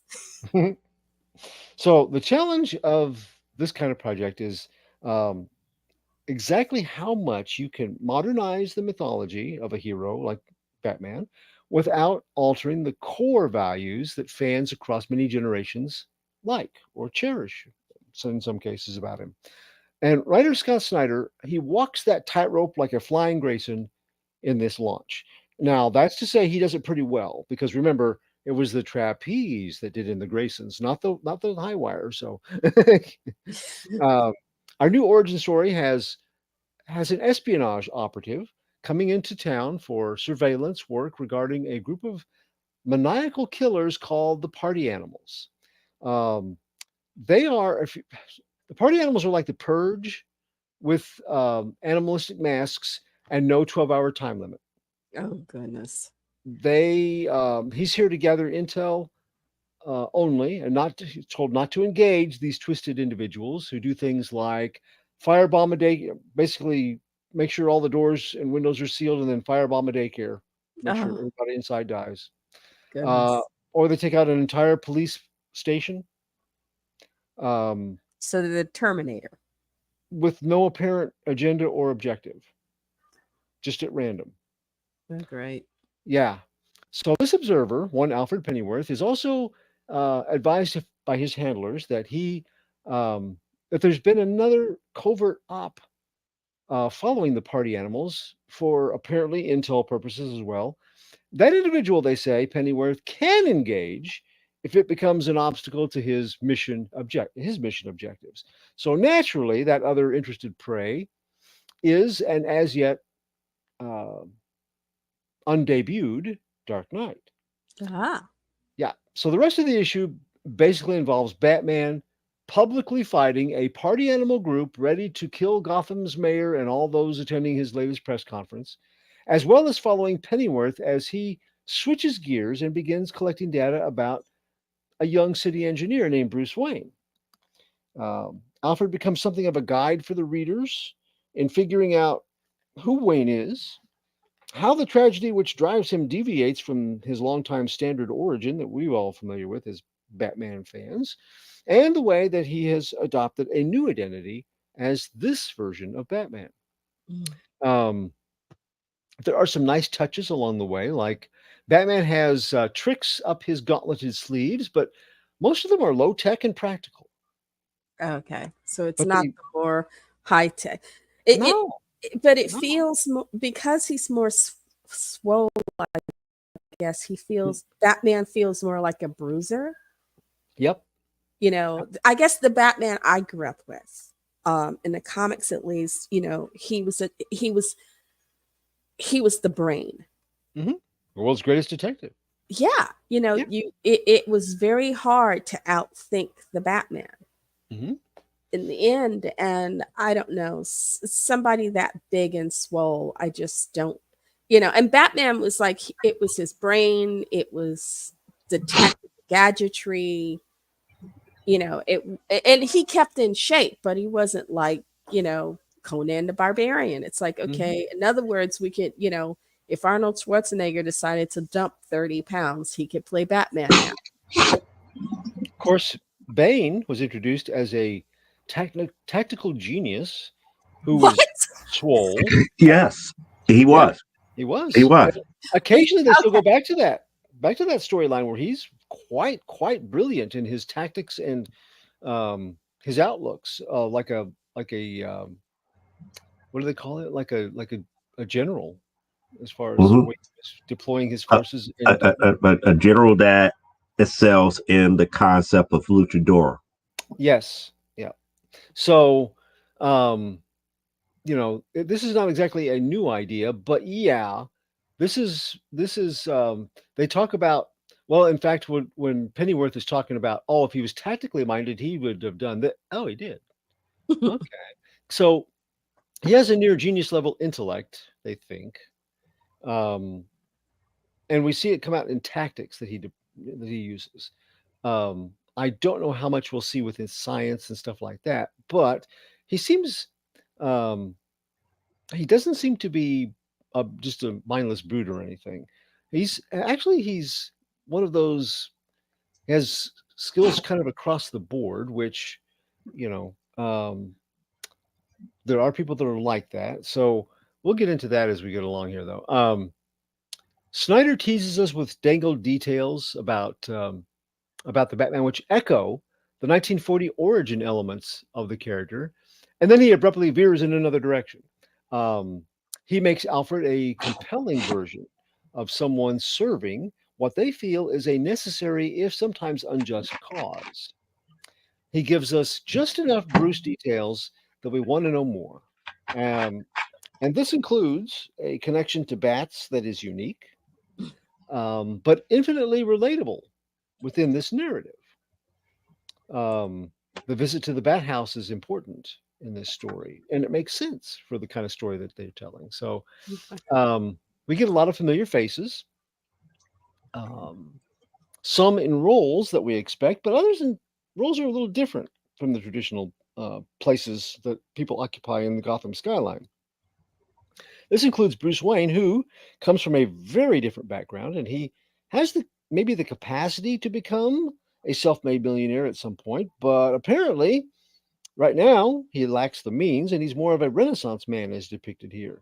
genius level and is accomplished with many varied skills that he has applied in different ways in gathering information about how Gotham works, which is an interesting again, kind of leaning in that tactician element about it.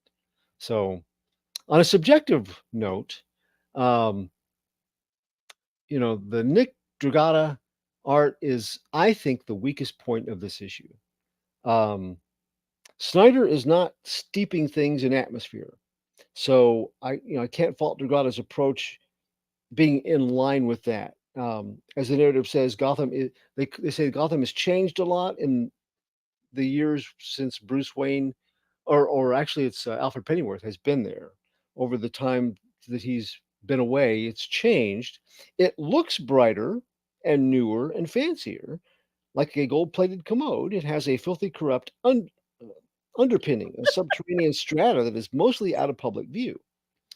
So Dragata's style can come off less upfront and more cartoonish than the story warrants, though. So, you can do whitewashed exterior with a rotten underside aesthetic without making it look dark or gothic. For me, Dragato goes too far the other way in that whitewashing to make it, like I said, in some places it's almost cartoonish. Okay.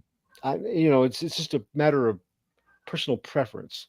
The artwork is like the panel work and things. I really like some of the way his composition. The style of it seems odd to me, but again, that may be also a combination. It's not a dark gothic. Looks like it was taken out of a Universal monster movie. Look to the architecture of Gotham. So that's definitely for a more modern audience. That the whole idea that it's bright and shiny, but maybe unlike places like Metropolis, it's got a dirty underbelly that they try to keep hidden, and it just keeps creeping out. So, um, so now some possible downsides for readers could include. I got this weird, like I said, I'm kind of tuned into Pulp Hero because I made a new Pulp Hero for the story that I just finished up for Stormgate. So I'm thinking very much along the lines of um, Pulp Hero styles, and I have always rankled at the infallibility of some pulp heroes, like Doc Savage is the best that's ever been, and all of his people are the best in the world, but he's better than all of them. And I mean, that's part of the pulp charm, but I always like the Shadow can get knocked unconscious and he can be taken by surprise more. And I always thought that was more, and same way with the Phantom. They're very tough, but they can make mistakes. They're still And human after all. they're still human, yeah. Um, And so I've always, in my new character, I tried to make that apparent. He's very good at what he does, but he also doesn't take any chances. It's like if you give him a chance to cut himself a greater percentage of success, he's going to take it. He's going to create his own opportunities. So, he's not infallible, but he does plan ahead well. Um, in this Batman, we get a pulp hero level infallibility factor going, more than I would have expected. Pennyworth, he's an experienced covert ops worker. To the point where it's cost him his family, and it appears to be his life's work serving, again, this cause that he's felt dedicated to. But Bruce can out tactic him, and with it seems like very easily. Okay, that doesn't make any sense. And he's, Bruce is 20 something. And we don't know for sure what kind of training he's had, but he has studied different styles of fighting and things like that. But that kind of, it, and of course Bruce gets his attention because this kid's really good, So, and Pennyworth is an older guy, so maybe some of this makes sense. I don't know, but to me it just seemed like, experience counts in things like covert ops. So when you got somebody that's so young, he may have a lot of promise, but some of the ways he catches Alfred flat-footed made me go, really? How did he live this long then, Alfred? Yeah, I was about to say, dude. And Also, no matter how many opponents Batman faces in broad daylight, by the way, they immediately learn to fear him because he's like a human non-lethal Terminator. Okay. Yeah, he's So I it's was like close running with the into Schwarzenegger thing. yeah, yeah. So he's like running into a buzzsaw that won't kill you, but it'll leave you really, really sore and hurting, and wishing that he probably wishing that he had just killed you. Now, part of the intimidation factor comes from Batman and Bruce both being extremely swole, as we've talked about.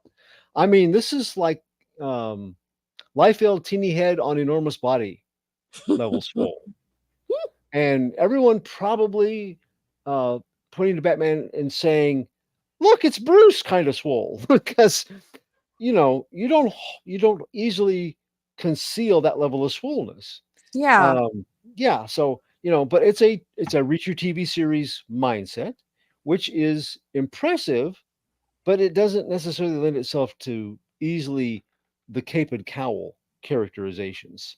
Yeah. Um, Now, these suspensions of disbelief and levels of artistic license can work so long as the reader is willing to indulge them as a matter of um, system, or I'm sorry, of style, especially a style that they like. So this is why, Rambo works for certain audiences.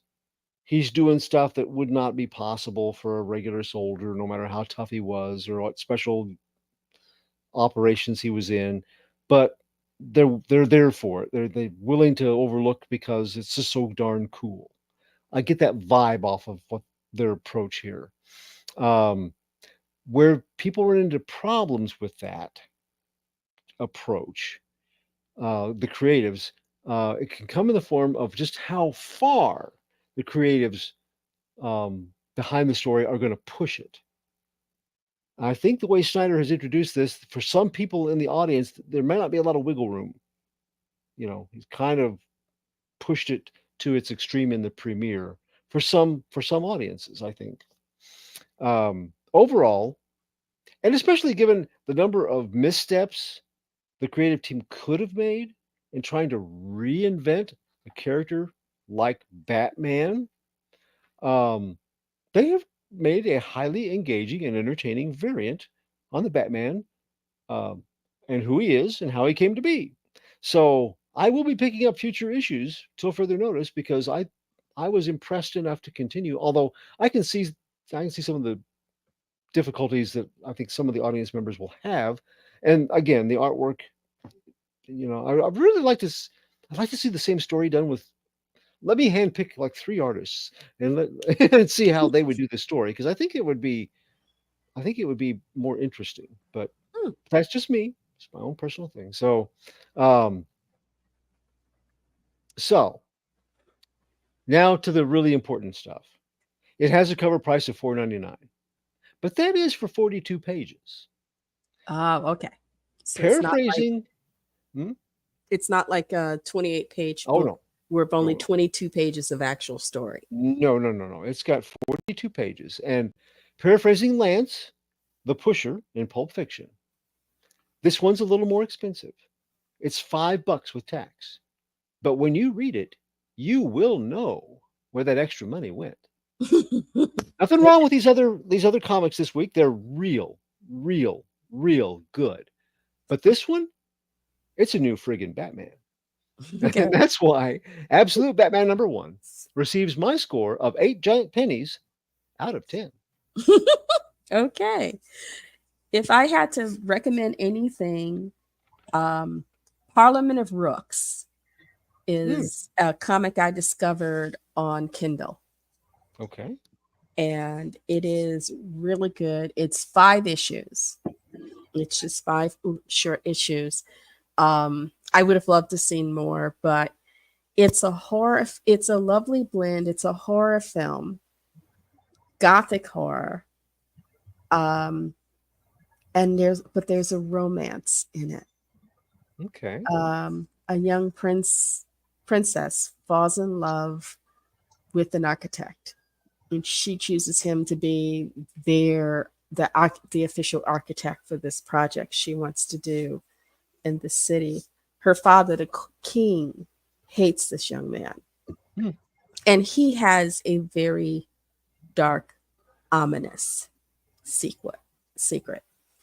But it is, it's I don't go for a lot of modern romance stories, but the romance of this story, the ending, it got me. I loved it. Because it's one of the classic her love saves him in a way. Because the question is, it poses that question is is he a monster or is he a creature? Hmm.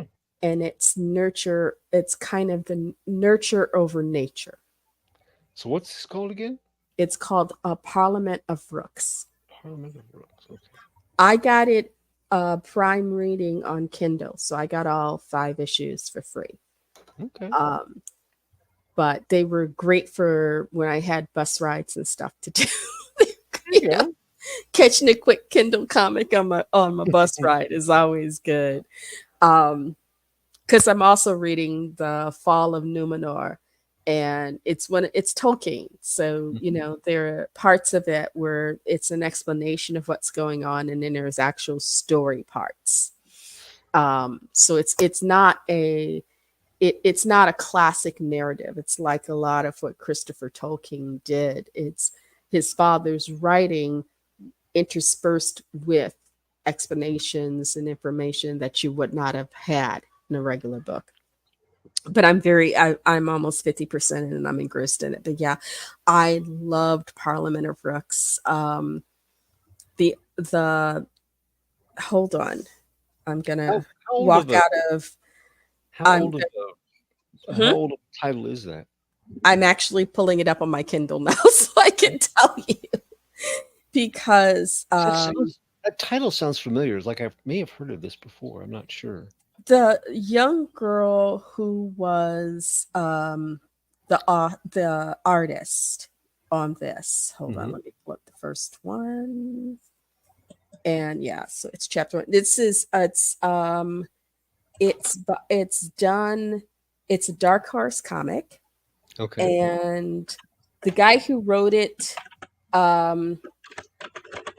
is Abigail. Oh, okay. Richard Starkings is the writer. Abigail Jill Harding is the artist. Okay. I haven't heard of Richard this title. Starkings wrote Elephant Men, I believe, and she had did some work on that, and then he had got her to work with her on this story. But I just I really loved it, especially because the story is told in the past. A woman is in an old castle dying, and this creature comes through the night to come to her side and and they talk about the issues, deal with them talking about what brought them to the current state they're in. And like I said, I loved it. It's not your usual fairy tale. He's not the handsome prince. He's not ugly, but he's not the handsome prince. Though she is a princess. And I would just there's a lot of horror elements. This very dark book. If you don't like dark books, I would say don't read it. Oh, I like it. Dark. I like If that. I can gift it to you, I will. I have to see if Amazon will let me gift this to you. Well, let me check and see. I may be able to get it through Hoopla too. Okay. Yeah. But it's a Comixology original. Okay. So you might be able to find it via Comixology. And Joe is asking us to wrap it up. Yep, wrap it because he's not feeling well. So he's not feeling well. So let's do that. Thank Where can you I guys. find you? Thank you guys for tuning in. It's been kind of a down energy, but our fearless leader is not feeling well. Anyway, you can find me here on YouTube Thursday nights here on Comic Book Spectrum, You can find me at my own channel, Elaine Haygood, Twitter, LensCapper1, my website, lenscaponline.com, and of course, you can find me on Facebook, Elaine Haygood. I love you all. It's been real. Y'all take care. Take it Have fun with away, your Clyde. have fun with your mom for her birthday. So I am Clyde Hall. Um, I am an elder statesman of geekery and self-proclaimed. Um, and also you can find me on Facebook at Clyde Hall or Radiating Positive Vibes with author Clyde Hall, where we make at least one post every day to try to improve your day. We do funny things. We do nostalgic things. We look at art. We look at museums. We have Museum Monday. We have Trippy Tuesday with some interesting forms of art usually.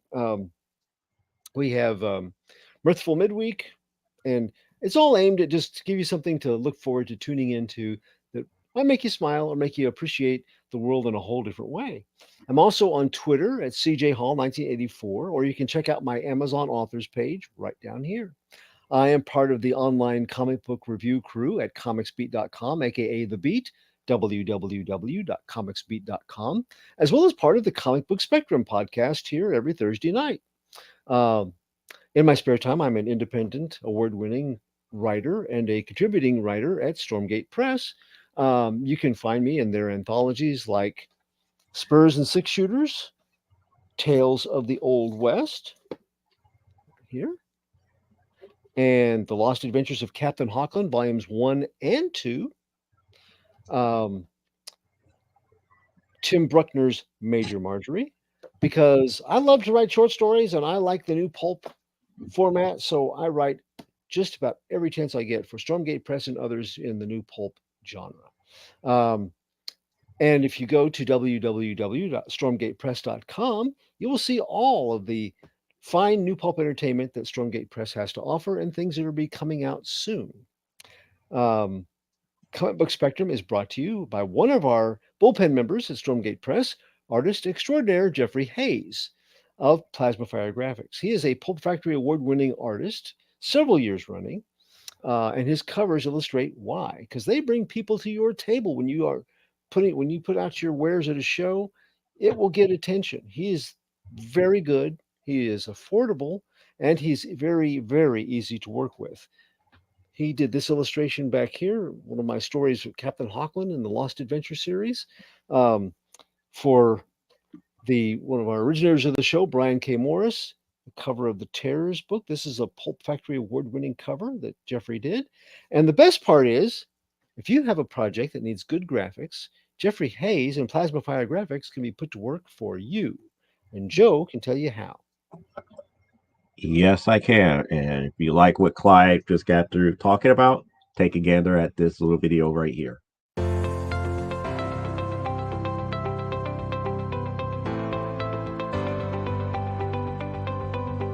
You've worked hard and written a great book. Now it's time to give it a great cover. If you're an indie author or small press publisher, Plasma Fire Graphics is your source for affordable cover illustration and graphic design.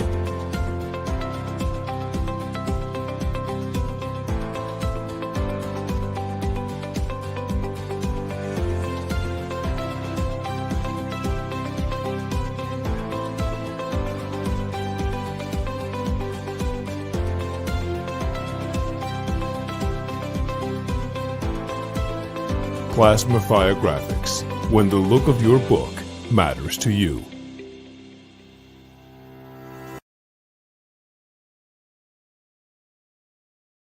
You've seen the graphics, you've seen the video. Now give Jeffrey Hayes a quick little message over there at plasmafiregraphics.com, or you could hit him up on his Facebook group, Plasma Fire Graphics. As far as myself is concerned, I'll be back here Saturday, hopefully in better condition than I'm in tonight, to do an episode of From the Desk of a Small Press Publisher. But on that note, I won't bore you with any more updates and everything else until Saturday. So until next Thursday, live life, grow, and be well. And we'll see you when we see you. And as Brian K. Morris would say, would say wash your hands, do whatever you need to do, but never, and I do mean never, apologize for being awesome. We'll catch you here next week. See ya.